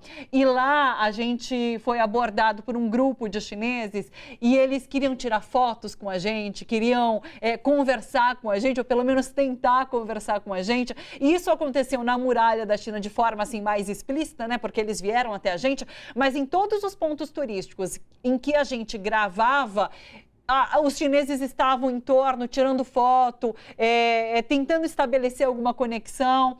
E a gente foi super bem recebido nos restaurantes, nesses pontos turísticos. A gente visitou a casa de um senhor de 70 anos. Ele mora num desses rutons, que a gente vai trazer, inclusive, para vocês também no programa. E ele foi extremamente simpático, contou sobre a vida dele, sobre essa passagem de geração em geração desse local onde eles moram, que ele nasceu ali, tem um pé de romã ali plantado, foi plantado quando ele era bebezinho e está lá até hoje. Então, assim, ele quis contar a vida toda dele pra gente nessa visita que a gente fez. Então, assim, é realmente um mito que existe deles serem mais fechados, não aceitarem muitas intervenções ocidentais. Não, a gente foi super bem recebido e eles estavam muito abertos para as conversas aqui com a gente. Então é isso, conversamos com Thalita Galli, a apresentadora aqui da TVT, que esteve nessa comitiva da TVT à China, e já estamos aqui na expectativa, Thalita, para assistir os programas. Vamos aguardar aí, e o pessoal também fique atento aí à programação da TVT, que essa programação vem aí, né, Thalita? Isso, assim que eu tiver detalhes, eu passo aqui para vocês também no Revista e na programação toda aqui da TVT. Pessoal, muito obrigada por ter me recebido. Um beijo para vocês. Abraço. Thalita. Nesta semana, o presidente do Sebrae Nacional, Décio Lima, conheceu as dependências da TVT e da Rádio Brasil Atual. O Sebrae, que é o Serviço Brasileiro de Apoio à Micro e Pequena Empresa, tem mais de 2.600 pontos de atendimento espalhados pelo país e está implantando uma agência de financiamento orientada para pequenas empresas. O Revista Brasil TVT tem a honra de conversar agora com Décio Lima, que é o presidente nacional do Sebrae, advogado, ex-deputado federal e que foi prefeito de Blumenau da cidade de Santa Catarina por 2 mandatos. Décio Lima, prazer te receber no Revista Brasil TVT. Tudo bem? Seja bem-vindo. Obrigado, Cosmo. Um prazer enorme poder estar com você, com a sua grande audiência e principalmente aqui na TVT, dos quais eu tenho acompanhado historicamente este importante canal que nos permite sempre o debate democrático e a representatividade dos interesses difusos do nosso povo, principalmente da classe trabalhadora. Aliás, Cosmo, quero dizer para você que na presidência do Sebrae posso aqui afirmar que vocês são pertencentes a nós, né? Porque aqui há um espírito sempre empreendedor dos pequenos que disputam a natural voracidade de um processo econômico feito para a acumulação da riqueza. A TVT é uma expressão também de resiliência na comunicação brasileira, particularmente aqui em São Paulo, e que nos permite ter esse espaço tão importante para a gente debater assuntos de interesse, sobretudo, da grande maioria do povo brasileiro, dos quais pertencemos. Perfeito, então. Vamos falar então da importância do Sebrae, esse trabalho que vem sendo desenvolvido. A gestão à frente dele, o senhor assumiu agora, em meados de abril, maio, tem um papel muito importante pela frente. Queria lhe ouvir sobre os desafios, né, que está à frente desse importante serviço de apoio à pequena e microempresa no Brasil. Bom, o Sebrae hoje, ele na verdade representa um público que responde por 99% das pessoas jurídicas no Brasil, que são os MEIs e os micros e pequenos empreendedores, que na sua grande maioria são aqueles que acordam de manhã e se encorajam para poder alcançar uma forma de renda e de sobrevivência dentro de um modelo que infelizmente é muito excludente, que é um modelo capitalista que foi feito e tem a sua crueldade de não ter um olhar humanista para a sociedade, mas tem apenas um mecanismo que importa, que é a acumulação da riqueza, da renda dos poderosos e dos grandes. Mas, ao mesmo tempo, Cosmo, nós somos hoje 55% da empregabilidade brasileira. Os empregos hoje consolidados formalmente no nosso país são egressos de 15 milhões de MEI e de outros quase 8 milhões de micro e pequenas empresas que estão no sistema do Simples, que estabeleceu um marco regulatório protecionista desse importante setor da economia brasileira, que eu quero aqui, inclusive, destacar a importante figura que foi no contexto da construção deste marco regulatório e da história do Sebrae, que comemorou agora recentemente os seus 51 anos, de Paulo Okamoto, que foi uma expressão muito importante para estabelecer um processo protetivo para os micros e pequenos empreendedores. E, ao mesmo tempo, são apenas 30% do PIB, ou seja, são aqueles que nunca desistiram, aqueles que sempre tiveram na resiliência, eu diria assim, do poder econômico, ou seja, que vergam, mas não quebram, e que o Sebrae se transformou nessa sua curta existência, se comparado à história do nosso país, de apenas 51 anos, como a porta do sonho e da esperança de milhões de brasileiros. Por isso que o Sebrae, Cosmo, é, na verdade, hoje, a 6ª marca de maior credibilidade das instituições brasileiras e do mercado brasileiro. porque ele não é apenas uma porta de sonho, ele é realizador de sonhos de milhões de brasileiros para que eles possam, na sua criatividade econômica, eles poderem ter um bom ambiente de negócio, eles poderem ter uma gestão empresarial e eles possam também ter escala, ou seja, crescimento seguro daquela produção econômica que eles desenvolvem nos mais variados aspectos da economia brasileira. E por falar em sonho, pegando esse gancho que você trouxe para a gente agora, Décio, vamos falar do papel da importância do Sebrae no que diz respeito à inclusão social das pessoas, desses pequenos e micros empreendedores, porque tem um papel muito importante quando a gente fala de inclusão social. De que inclusão social a gente está falando? Olha, está falando da primeira e mais importante, que é a renda das pessoas, que é fazer com que as pessoas possam ter um processo de produção, de produtividade, muito decorrente do ambiente local, porque o Brasil é um país continental e um país que tem uma diversidade como ninguém tem no mundo do ponto de vista dos seus indutores de desenvolvimento econômico. Ou seja, na Amazonas nós temos um retrato, no Nordeste um outro retrato, no Sudoeste, no Sul, são aspectos regionais aonde a economia ela é produzida na sua grande maioria pela criatividade econômica e local, aonde geram empregos, aonde geram rendas e aonde aquece essa pujança extraordinária que é a economia brasileira. Que, aliás, Cosmo, vivemos num extraordinário momento que não esperávamos a partir da posse do presidente Lula e de Geraldo Alckmin. O Brasil já, no primeiro trimestre, ranqueia do quarto crescimento do PIB no mundo e também o Brasil consolida vários aspectos hoje da economia que mostram claramente de que aquela máxima que o presidente Lula trouxe de colocar o povo no orçamento, ela é uma máxima extraordinariamente universal para todo o aquecimento econômico.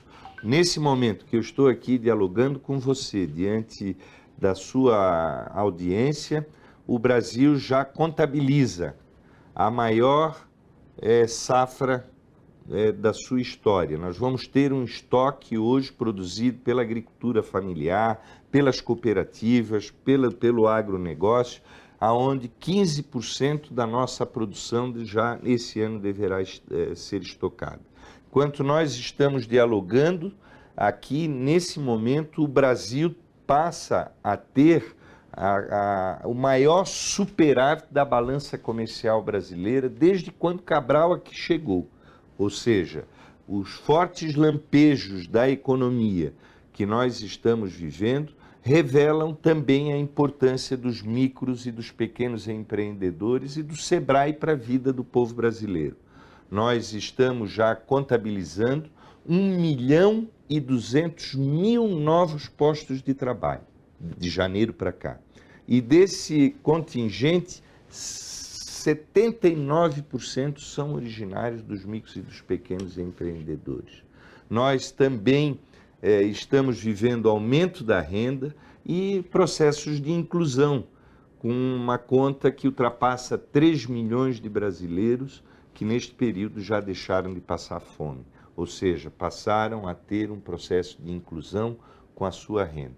Essa é a importância do Sebrae, como uma instituição parceira dos processos produtivos dos pequenos, de defesa, e também para que nós possamos ter uma clareza de que são os pequenos, aqueles que acordam de manhã, que não desistem, que fazem a grande solidez da economia brasileira.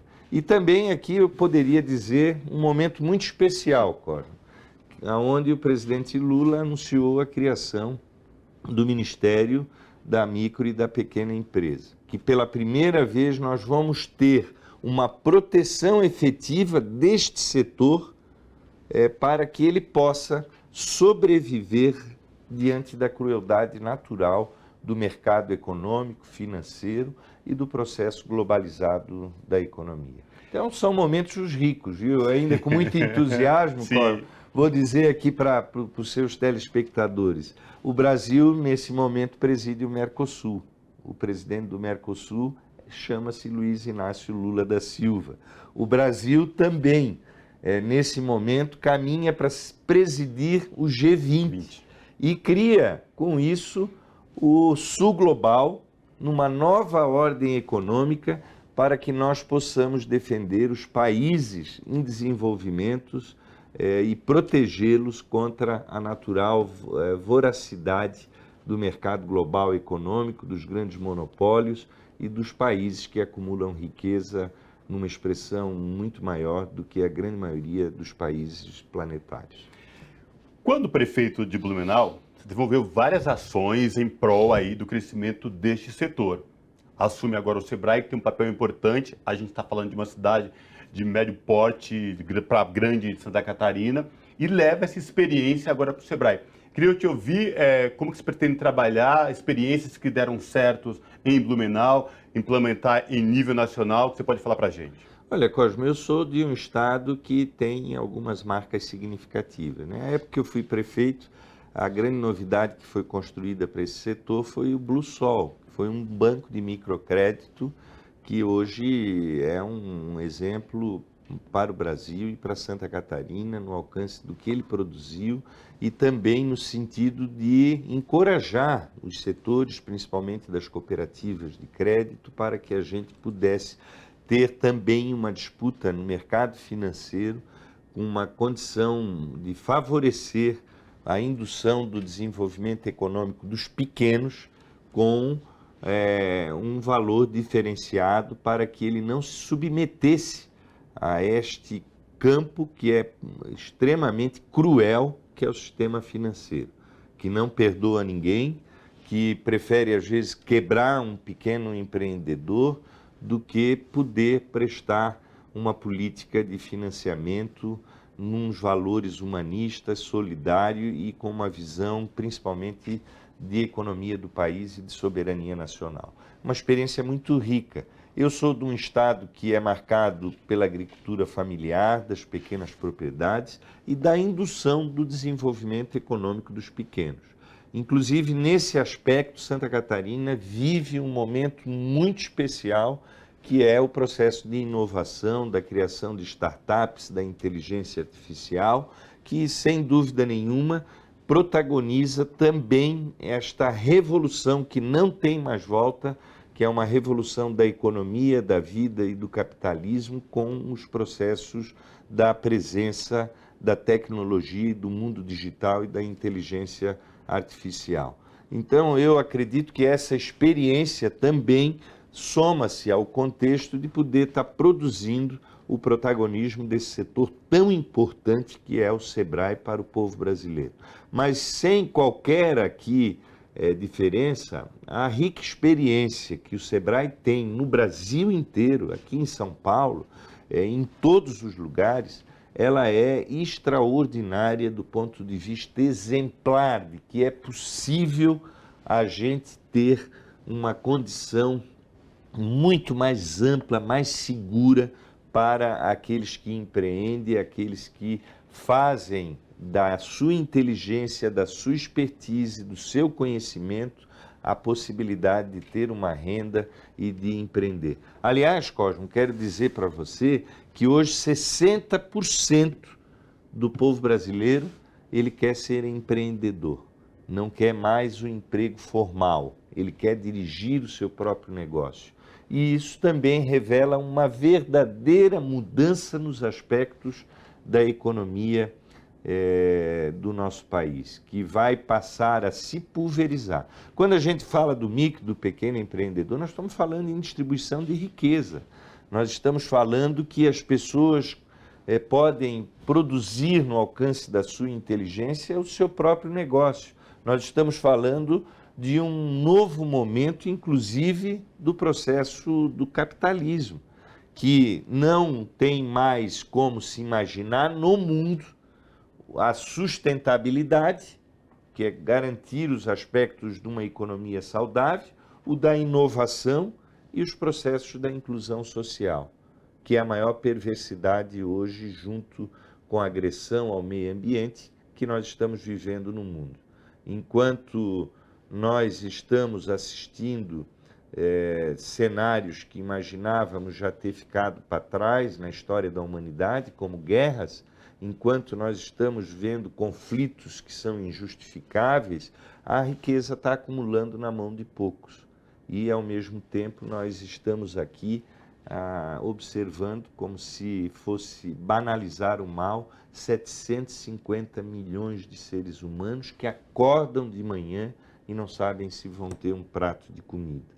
Por isso, a lógica do presidente Lula de garantir 3 pratos de comida lá no seu primeiro governo, ela foi fundamental para que o Brasil pudesse despertar que é possível fazermos um país para todo o povo brasileiro, sem fome, sem exclusão e sem miséria. Décio, no governo anterior, esse que acabou no final do ano passado, muita informação falsa para o micro e pequeno empreendedor foram divulgadas, massificadas ao longo de 4 anos da gestão do governo federal passado. Queria te ouvir agora no sentido de que recado você, à frente do Sebrae agora, pode passar para esse microempreendedor, esse microempresário, acima de tudo, do que você trouxe aqui, da pasta criada pelo presidente Lula, do governo, deste governo atual, que vai cuidar especificamente desta área tão importante para o desenvolvimento do país. Que recado você daria para esse micro e pequeno empreendedor?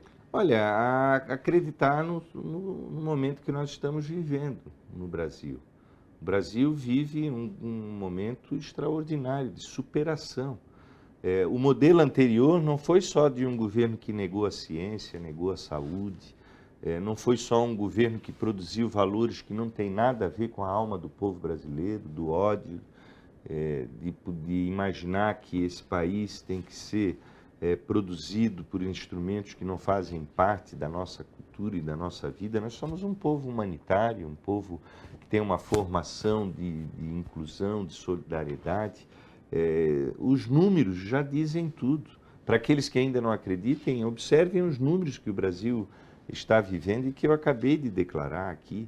O Brasil, nos últimos 4 anos, além de ter sido palco de um verdadeiro genocídio, ele foi instrumento para poderosos acumularem riqueza, para pilharem o patrimônio público, como o sistema elétrico, que sem nenhuma razão privatizaram. Aliás, Cosmo, nem os Estados Unidos privatiza o setor elétrico. Entrega a sua matriz energética. Ele é estratégico para a vida de todo mundo. Então, eu quero que, nesse momento, você faça a reflexão, né, dos caminhos que a gente está tomando na condução do país e nessa rica possibilidade histórica que o Brasil vive. Sabe por quê? Porque o Brasil lidera aspectos hoje da economia que é globalizada. A liderança do presidente Lula não é só do Brasil, é da América Latina. Não é só da América Latina, é do mundo. E não é só dele, é nossa, é do povo brasileiro. O Lula nos pertence. E por isso nós temos também hoje uma grande possibilidade no processo da economia global. Só o Brasil tem Amazonas, que precisa ser preservada, porque senão a vida não tem mais futuro no mundo, no planeta. Só o Brasil tem um povo tão criativo e extraordinário como somos nós, em todos os cantinhos, sobrevivendo às intempéries da economia, às agressões do mercado, os processos de exclusão, e aqui estamos, com números que mostram inclusão, empregabilidade, melhor distribuição de renda, que mostram compromissos da volta de vários programas que foram destruídos nos últimos 4 anos, como Minha Casa Minha Vida, o próprio Bolsa Família, como aspectos do ProUni, de abrir as escolas para todos, de garantir uma saúde pública protetiva para todos, de garantir, enfim, minimamente um Estado social que possa principalmente cuidar daquilo que é a sua finalidade, que é o lado mais frágil da vida e dos acontecimentos da existência do povo brasileiro. Perfeito. Décio, uma honra imensa te receber aqui no Revista Brasil TVT. Espero que tenha gostado, enfim, falar contigo outras oportunidades, porque você trouxe aqui pontos esclarecedores e desejar sucesso à frente aí do Sebrae Nacional. Olha, quero agradecer muito a TVT, agradecer esse espaço para mim poder aqui com entusiasmo falar um pouco do nosso país e dos desafios que são gigantes que nós temos, Cosmo, pela frente. Né? Nesse setor que eu represento, nós temos 19 milhões de brasileiros que ainda estão na informalidade, né? Que estão aqui nas ruas, tentando sobreviver, construindo a sua própria renda, que nós temos que trazer para um mundo que possa lhe dar cidadania. E esse mundo começa com a sua formalização, para garantir a sua aposentadoria de futuro, uma vida melhor e garantir um país para todo o povo brasileiro. Então, parabéns à TVT, muito feliz de estar aqui com você, Cosmo, compartilhando esse momento. Perfeito. Décio, obrigado, abraço, viu? A gratidão é toda minha.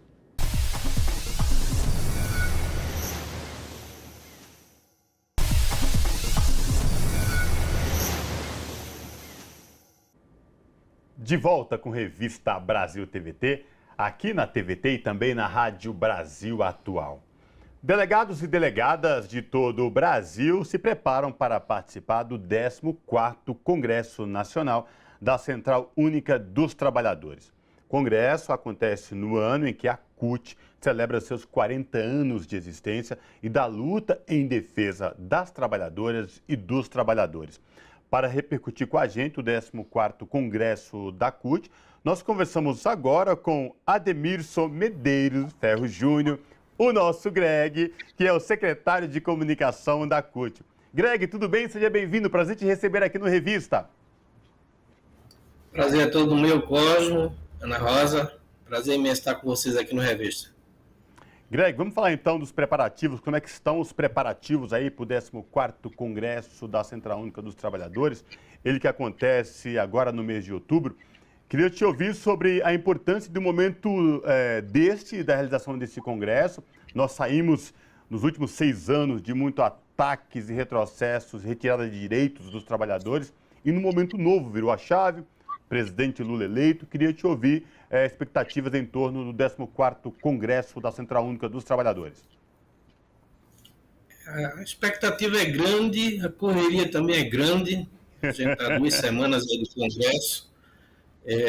Vão ser representações do Brasil inteiro, né? Vão ter trabalhadores da indústria, trabalhadores do comércio, serviço, do campo também, e mulheres, jovens, negros, as comunidades LGBTQIA+, comunidades quilombolas. Então, assim, a representatividade da sociedade brasileira, ela está presente dentro da Central Única dos Trabalhadores. E os debates aconteceram previamente já nos congressos estaduais, que se encerraram no mês passado, e o grande tema, né, que foi definido para esse congresso é luta, direitos e democracia que transforma vidas. É um tema que tem a ver muito com essa conjuntura recente que a gente atravessou e que superou, e que agora está colocada aí para que a gente possa reconstruir esse país. Né? Tem 3 grandes eixos de debate, onde a gente vai estar discutindo o fortalecimento sindical, onde a gente vai estar discutindo a reconstrução desse país e onde a gente vai estar discutindo a reconstrução do desenvolvimento desse país. Então, são esses 3 grandes eixos que a gente vai estar debatendo com todos os delegadas e delegados que vão estar presentes aqui em São Paulo, a partir do dia 19 até o dia 22, onde, inclusive, vai ser eleita uma nova direção para encarar esses desafios, que não são poucos, né? São muitos desafios para fazer todo esse processo de reconstrução. E, Greg, você já bem introduziu o assunto. A CUT, ela se debruça sobre as questões trabalhistas, direitos, condições de trabalho, mas a CUT também sempre está muito engajada e envolvida com as questões sociais gerais do povo brasileiro, né? Queria entender um pouco como que esses temas vão entrar no Congresso, como eles se relacionam também com esse assunto de fortalecimento do movimento sindical. Como é que a CUT vem pensando essa relação dos temas do povo brasileiro com os temas das condições do mundo do trabalho? Ana, eu acredito que os 3 temas são importantíssimos, os 3 eixos definidos. Mas, na minha avaliação, o eixo 1 talvez seja o eixo prioritário, que é o eixo que trata da questão do fortalecimento sindical. A gente precisa sair desse congresso definido estratégias que repense e fortaleça de como o sindicato tem que estar organizado. Isso porque a gente vivenciou um processo de desregulamentação do mercado de trabalho, um processo crescente de informalização, e hoje a gente tem uma situação bastante precarizada, com muitos trabalhadores que não têm a representação sindical, com muitos trabalhadores que não têm assistência do Estado, muitos direitos foram perdidos, né? Tem várias reformas feitas nos governos passados que tiraram muitos direitos da classe trabalhadora. Então, fortalecer a negociação coletiva e fortalecer a estrutura sindical, onde se discuta, inclusive, o seu financiamento, que está aí na pauta, todo mundo tem visto na imprensa esse debate de contribuição sindical, essa questão vai voltar a imposto sindical? Não. Nós somos contrários ao imposto sindical, inclusive. A gente defende a autonomia, a gente defende que os trabalhadores, quem vai financiar os seus sindicatos, de que eles tenham a liberdade de fazer isso. Então, assim, esse debate vai ser um dos principais eixos. Os demais eixos também são importantes no que diz sentido à questão da reconstrução do país. A gente vai ter que definir a questão da retomada e da defesa da democracia. Para isso, a gente precisa fortalecer o Fórum das Centrais Sindicais, onde a CUT está unificando todo o debate da importância de juntar o movimento sindical em função de resgatar as necessidades da classe trabalhadora. Precisamos fortalecer a luta junto aos movimentos sociais, que são várias bandeiras do povo negro que é perseguido, bandeira das comunidades tradicionais, bandeira do povo indígena, bandeira do meio ambiente que foi e está sendo destruído, e a cada dia a gente percebe que se a gente não tomar de conta, a gente vai ter problemas sérios mais na frente. A questão do desenvolvimento é um outro tema fundamental. A gente precisa ter políticas de industriais, a gente precisa ter uma transição justa para que um modelo energético, que o Brasil é bastante diversificado, a gente possa construir alternativas que a gente possa dar exemplo para o mundo, inclusive. Né? O Brasil tem todo um potencial de construir energias limpas e a gente precisa dar esse exemplo. Agora, o movimento sindical para isso precisa se estruturar.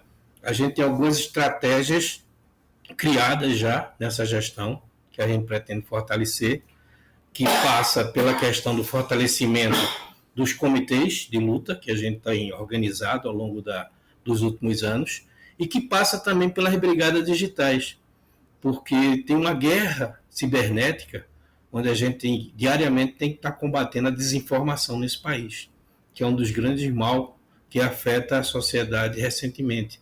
Essa desinformação, essas fake news que são colocadas diariamente, tem prejudicado muito a sociedade. Esses discursos de ódio, de violência que estão aí colocados são muito em função disso. E a gente tem construído ao longo da nossa trajetória, dessa última gestão que se encerra agora em outubro, a estratégia de ter brigadas digitais que combata isso e que informe a população de maneira correta. Então, isso são estratégias que a gente vai estar fortalecendo durante esse congresso. Se unificar a nível das centrais, fortalecer a luta junto com os movimentos sociais, para a gente vai ser fundamental, porque essas lutas, todas elas, são prioridade. E a CUT está presente. Fortalecer o serviço público, fortalecer a saúde e a educação pública, ter mais investimento e contratação de servidor público, ter planos que fortaleça toda essa rede que é necessária, ter assistência social. Então, assim, o Estado ele precisa ser reconstruído, porque o presidente Lula, que acabou de assumir, pegou o Estado totalmente destruído.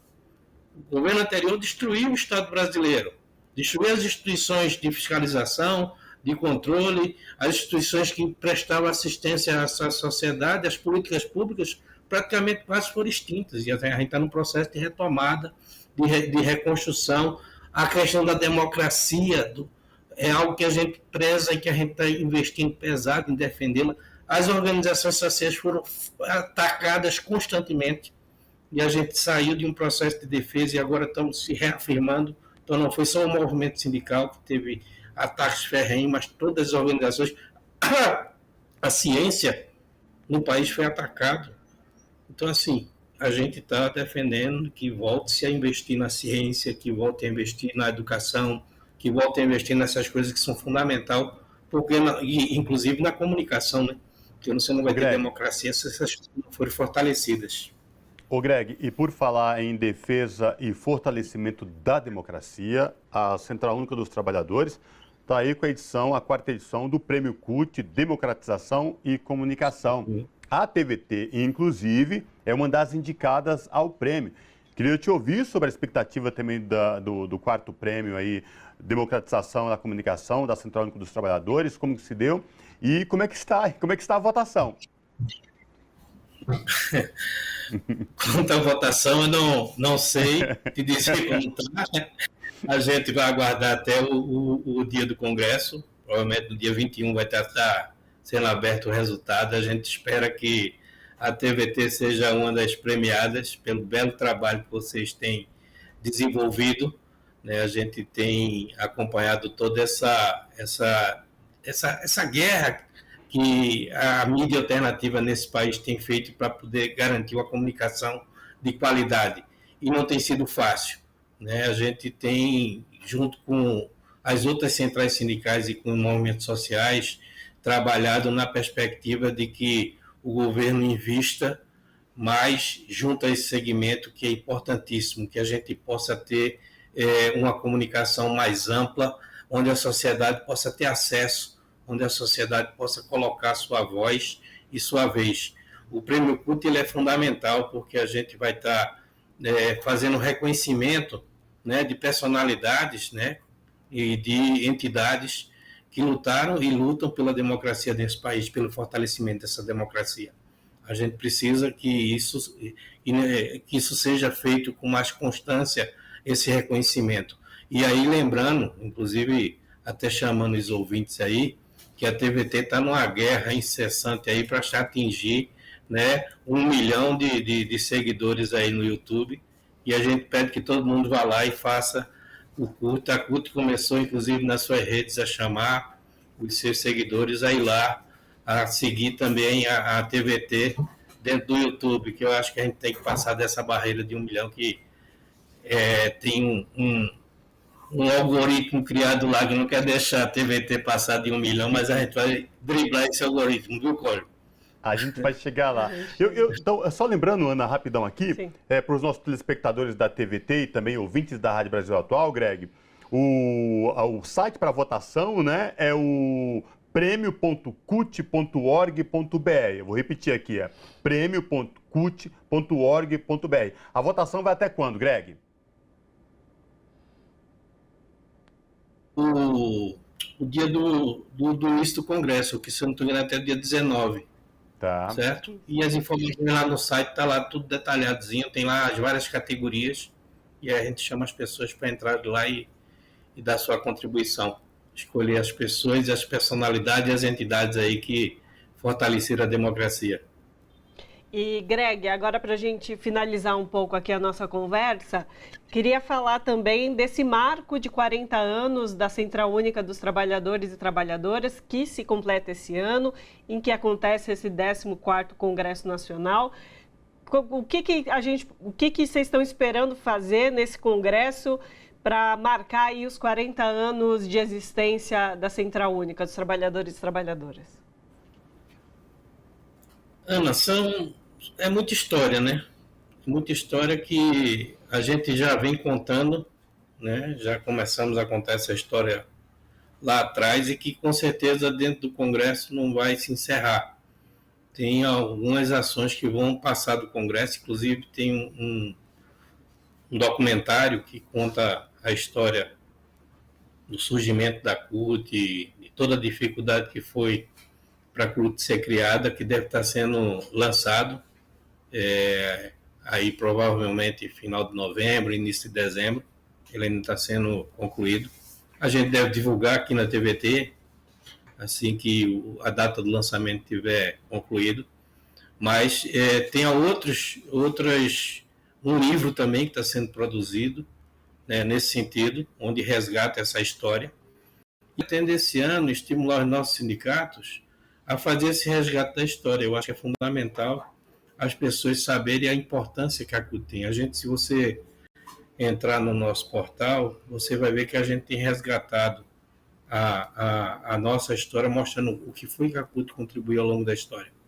Um dos principais pontos, inclusive, que a gente destaca agora, por exemplo, foi a luta pela questão da valorização do salário mínimo. Inclusive, está no nosso plano de luta de continuar nessa briga incessante, de continuar sempre valorizando a questão do salário mínimo, né? E assim, isso é algo que está uma das nossas prioridades junto com o Fórum das Centrais. A gente vai sempre estar buscando com que a classe trabalhadora esteja em situações melhores, com que a classe trabalhadora possa ter uma vida mais digna.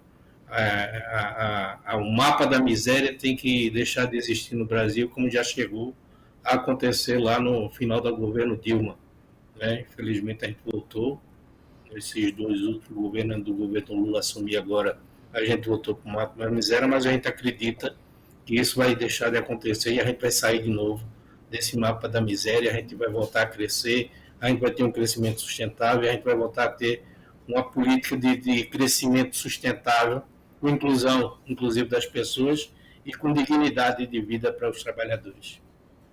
Perfeito. Conversamos com Ademirson Medeiros Ferro Júnior, conhecido como Greg, que é secretário de comunicação da CUT, a Central Única dos Trabalhadores e Trabalhadoras, que realiza agora, em outubro, o 14º Congresso Nacional. Greg, muitíssimo obrigado pela sua participação conosco aqui hoje. Eu que agradeço, convido todos os ouvintes aí da Rádio Brasil Atual e os telespectadores aqui da TVT a votarem lá no Prêmio CUT na TVT, a seguirem a TVT no YouTube e ir lá no Catarse também ajudar a TVT a continuar tendo esse trabalho espetacular que ela tem na comunicação. Parabéns para vocês aí da revista. A gente agradece. Abraço. Abraço. No nosso momento cultural, vamos falar do lançamento do disco solo de Mazé Sintra. Primeiro trabalho autoral traz diversidade de ritmos como congada, ijexá, samba e catira. Cantora, compositora, percussionista e regente de bateria, Mazé Sintra reúne em seu primeiro álbum solo canções autorais que refletem seus mais de 35 anos de caminhada na cena musical. E para falar com a gente sobre esse trabalho inédito, a gente começa agora com a própria Mazé Sintra. Mazé, tudo bem? Prazer te receber aqui no Revista Brasil TVT. Seja bem-vinda. Oi, boa tarde. Obrigada pelo convite. É um prazer estar aqui com vocês. Obrigada. Prazer é tudo nosso.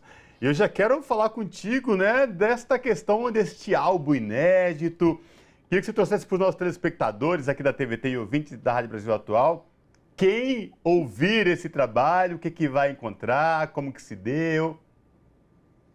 Então, como você já disse, esse álbum reúne a minha vivência musical, que mais ou menos uns 30, 35 anos, já é um bom tempo, né? E aí eu participei de vários grupos de São Paulo, vocais e percussão, sempre com a percussão e a voz como base do trabalho. Essa é a minha temática, né? As composições, as canções foram feitas em cima disso, sempre em base rítmica, né? E ritmos brasileiros, né? Foi o que eu ouvi, nesses coletivos eu sempre trabalhei com isso, são com parceiros super talentosos, então acho que as pessoas vão gostar de ouvir a música brasileira mesmo, né? De raiz mesmo. E Mazé, desses 35 anos, você tem uma atuação bastante grande nos carnavais de rua. Eu queria que você trouxesse um pouco sobre essa sua experiência do carnaval e como que a gente vai encontrar isso no álbum, o que esses 35 anos também de rua de carnaval, 35 anos de carnaval, que eu sei que a sua família também atua no carnaval por muito tempo, o que a gente pode encontrar nesse álbum, desse momento especial que é nosso aqui do Brasil? Olha, então, como você falou, minha família, a minha mãe era muito carnavalesca, o meu avô, por parte de mãe, ele era um carioca, assim, eles saíam nos cursos, né, que tinham antigamente. Então, a minha família, a gente tem isso, né? De todo o carnaval, desde criança, com marchinha, com baile de carnaval. E aí esse gosto ficou, né? Eu participei, saí em escolas de samba, mas meu sonho era sair numa bateria, né? E eu consegui realizar esse sonho quando recebi o convite, né, para participar do Oriaxé, que é um coletivo de mulheres, né, de carnaval, de percussão, e depois se tornou Iluobá. Isso há 19 anos atrás, 20 anos atrás, né, contando com o Oriaxé. Então, são 19 anos de... Aí eu comecei como instrumentista, e depois passei a ser coordenadora e regente, né, do bloco. Então, 19 anos regendo, e isso, para mim, fazer o carnaval de rua é uma coisa, assim, muito prazerosa, e que eu sempre gostei, e me realizei quando eu entrei no Iluobá, fazendo esse carnaval de rua mesmo de São Paulo. E a partir daí também agora eu tenho um bloco, né? Comecei um bloco chamado Que é que Deu, que mistura justamente isso, a percussão com a voz, sabe? São arranjos brincando com os timbres de percussão, e as mulheres, é de mulher também o bloco, cantando. Então a gente vai fazer essa brincadeira de voz e percussão, e no disco está sempre presente com arranjos fortes na sonoridade de percussão. A Tata Ozzetti, que é percussionista, e os outros, o Dalton e o Filpo, que são os músicos que fazem as cordas, a gente fez uma pesquisa de sonoridades, então sempre levando em conta bastante a percussão, que faz parte dessa minha vivência carnavalesca, né? E Mazé, mistura de ritmos, congada, ijexá, samba e catira, 4 ritmos fortes que são essenciais da nossa cultura, né? Congada principalmente, né? Queria te ouvir também como é que se deu e a escolha especificamente desses ritmos, dessa mistura. Na verdade, ele não está assim, explicitamente aquele ritmo. As melodias que eu faço sempre foram pensando em ritmos brasileiros, né? A grande maioria, né? E, por exemplo, a congada, eu ouvi a congada desde a minha infância, na minha família, porque a minha família é do interior de Atibaia, então a gente ouvia sempre as congadas, as 4 congadas que tem em Atibaia, então é uma coisa que já está dentro, né? Meu pai, eles cantavam muito, música caipira também, então isso já está dentro. Então a Reza das Flores, que é uma das composições que está no disco, traz esse ritmo da congada, do Congo, então...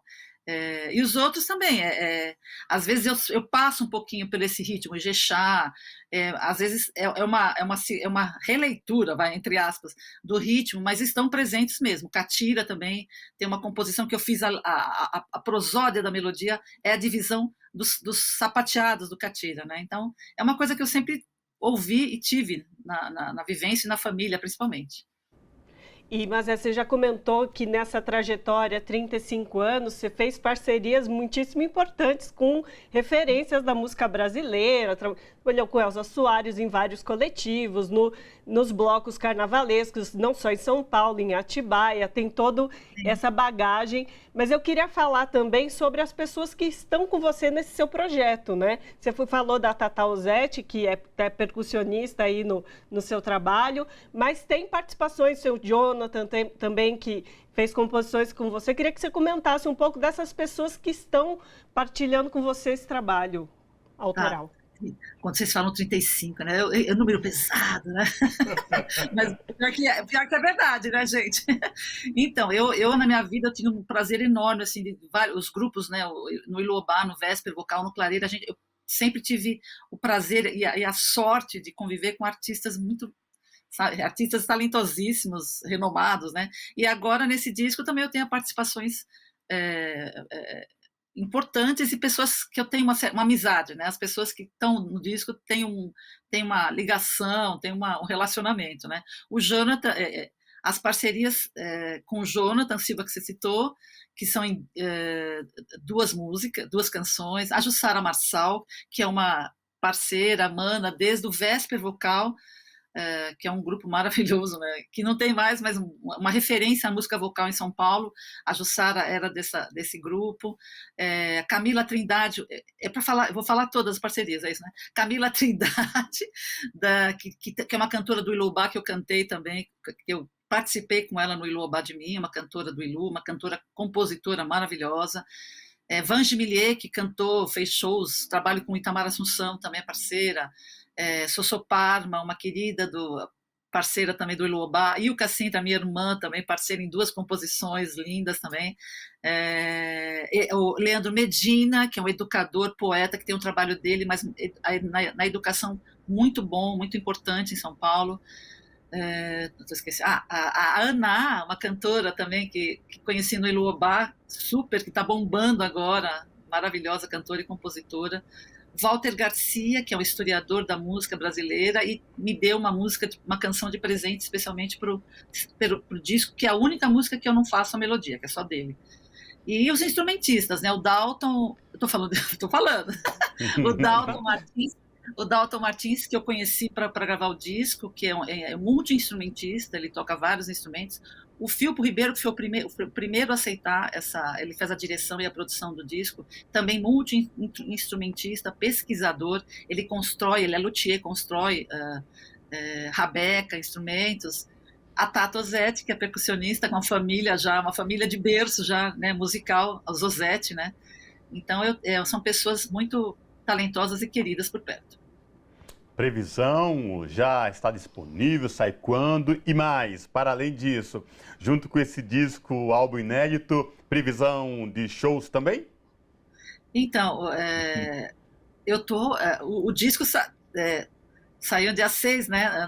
Lançou em todas as plataformas 6 de outubro, de outubro. E agora o show, eu já fiz alguns shows pré-lançamento, né, em 2022, em 2023, e agora eu estou estou indo atrás de shows para o lançamento. Mas a gente vai com calma, né? A gente vai trabalhar o lançamento nas plataformas, vamos espalhar por aí e acho que o show vai vir. Assim, a hora que aparecer vai ser muito bem-vinda. Mas falando desse seu trabalho, mas também de toda a sua carreira, a gente percebe a presença de um feminino muito forte, né? Não só na sua família, com as suas irmãs, o trabalho que vocês fazem juntas e da família toda, mas os blocos pelo que você passou, pelos grupos vocais que você passou também, o feminino é muito presente. Queria que você falasse desse aspecto no seu trabalho e nesse álbum. O feminino realmente está sempre presente, é muito forte, né? Uma família com 7 irmãs, 7 mulheres, já começa daí, né? Então, a força feminina é muito desde do nascimento, né? E da minha formação familiar e musical também. O Vésper Vocal eram só mulheres, era um sexteto, depois virou quinteto feminino. O Iluobá com mulheres, e nas composições tem muita presença feminina, né? A força, a energia, as conversas é um pouco diferente, né? Uma coisa mais delicada, né? E tem bastante. Eu tenho várias parceiras, né? Tenho homens, mas várias parceiras também. Esse bloco que começou agora, o que é que deu, também a gente começou em maio, né? E eu fiz uma leitura espiritual, e aí eu falei, acho que eu vou abrir para homem, para mulher, mas não, a parte espiritual falou, mas é o feminino mesmo, para trabalhar com a força feminina, então ele está presente sempre, nas canções, em tudo, na delicadeza, é isso, no movimento, né? Mas desde a concepção até chegar a este trabalho inédito, como que foi o trabalho, pesquisa, demorou muito, chegou no momento certo, tua avaliação sobre isso, é o momento oportuno, é agora? Então, há muito tempo que quando eu participei de vários coletivos, várias pessoas, mas por que você não faz um trabalho? É sua voz. Mas assim, eu não era o momento, né? Muito tempo, várias pessoas. Falei, não, mas não sabe, não, tem tanta cantora por aí, né? Mas aí, não sei se foi por coincidência ou não, que muita gente parou para refletir, né? Na pandemia, essa coisa de parar e ficar refletindo, ficar em casa, ficar criando, me deu essa vontade, essa força. Não, acho que agora... E me veio assim uma coisa, agora é a hora, né? Então, a maioria das composições foram feitas durante esse recolhimento da pandemia, né? As parcerias, foi tudo... começou nessa recolhimento da pandemia. E eu senti que veio do fundo mesmo, veio do fundo que era o momento para fazer. Então, a gente começou em 2021, eu falei com o Filpo, O primeiro a ser convidado foi o Philpa, aquele medo, ai, quem que vai querer tocar comigo, né? Mas o Philpa aceitou, adorou, né? E a gente começou tirando as harmonias, depois convidamos o Dalton e a Tata, e aí eu fui fazendo as composições, já tinha algumas canções prontas, e aí fui esperando as outras parcerias chegarem. Então, desde 2020, final de 2021 que a gente está nessa, né? E aí culminou em 22 com o lançamento do EP e agora 23 com o lançamento do disco. Então, vamos aproveitar que a gente está falando e você já mencionou o Reza das Flores, que é uma das músicas do álbum, e a gente vai assistir um teaserzinho dessa música para o pessoal também já ter aí um gostinho do que pode achar nesse álbum.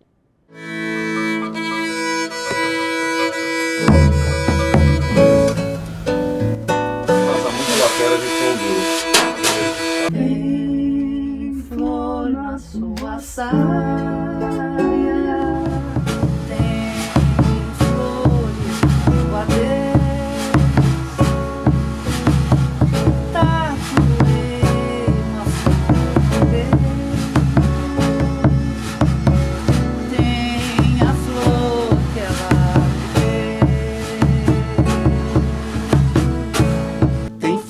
No terreiro, tem flores no andor. Eu fui dormir na sua cama, acordei cheirando a flor.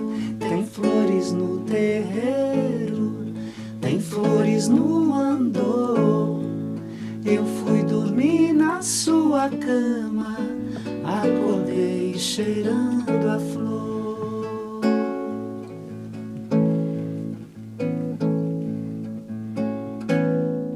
Então fica aí esse trechinho do Reza das Flores, uma das músicas do álbum da Mazé Sintra, que já está disponível nas plataformas digitais, né, Mazé? Se você quiser dar o serviço rapidinho, assim, como encontrar esse álbum?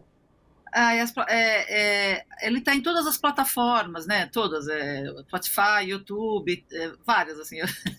E a minha página do Instagram, lá no link na bio, está o link para você encontrar essas plataformas todas. A minha página do Instagram, Mazé Sintra, Facebook também, então é só entrar nas plataformas. Só quero falar que a Reza das Flores é minha composição com o Jonathan Silva. Perfeito. Conversamos com a cantora, compositora, percussionista e regente de bateria e minha mestra de bateria durante muitos anos, Mazé Sintra. Foi um prazer conversar contigo e muito obrigada pela participação conosco. Obrigada, gente. Adorei. Obrigada pela força. Abraço. Maravilha. E com essa entrevista maravilhosa da Mazé Sintra, falando deste álbum inédito, a gente encerra o Revista Brasil TVT desta semana, Ana Rosa. Encerramos mais uma edição do Revista Brasil TVT e eu vou dar aquele recadinho de sempre. A gente está na meta de alcançar 1 milhão de seguidores lá no canal do YouTube. Então, se você ainda não nos acompanha pelo YouTube, vai lá, youtube.com/redetvt. Segue o canal, compartilha com quem você conhece e vamos alcançar aí cada vez mais pessoas com o conteúdo da TVT. Forte abraço para quem nos acompanhou no dia de hoje. Até semana que vem. E lembrando, gente, outro recadinho aqui, não se esqueçam, vão lá no site da CUT, premiocult.org.br, o prêmio que fala da luta pela democratização, comunicação, imprensa livre e combate às fake news. Lembrando, a TVT é indicada, portanto, se você quiser votar na TVT, você que nos assiste ou você que nos ouve na Rádio Brasil Atual, vai lá, prêmio.cult.org.br e dá seu voto lá na TVT. Obrigado pela companhia, bom estar com vocês aqui. A gente se encontra no próximo programa. Tchau!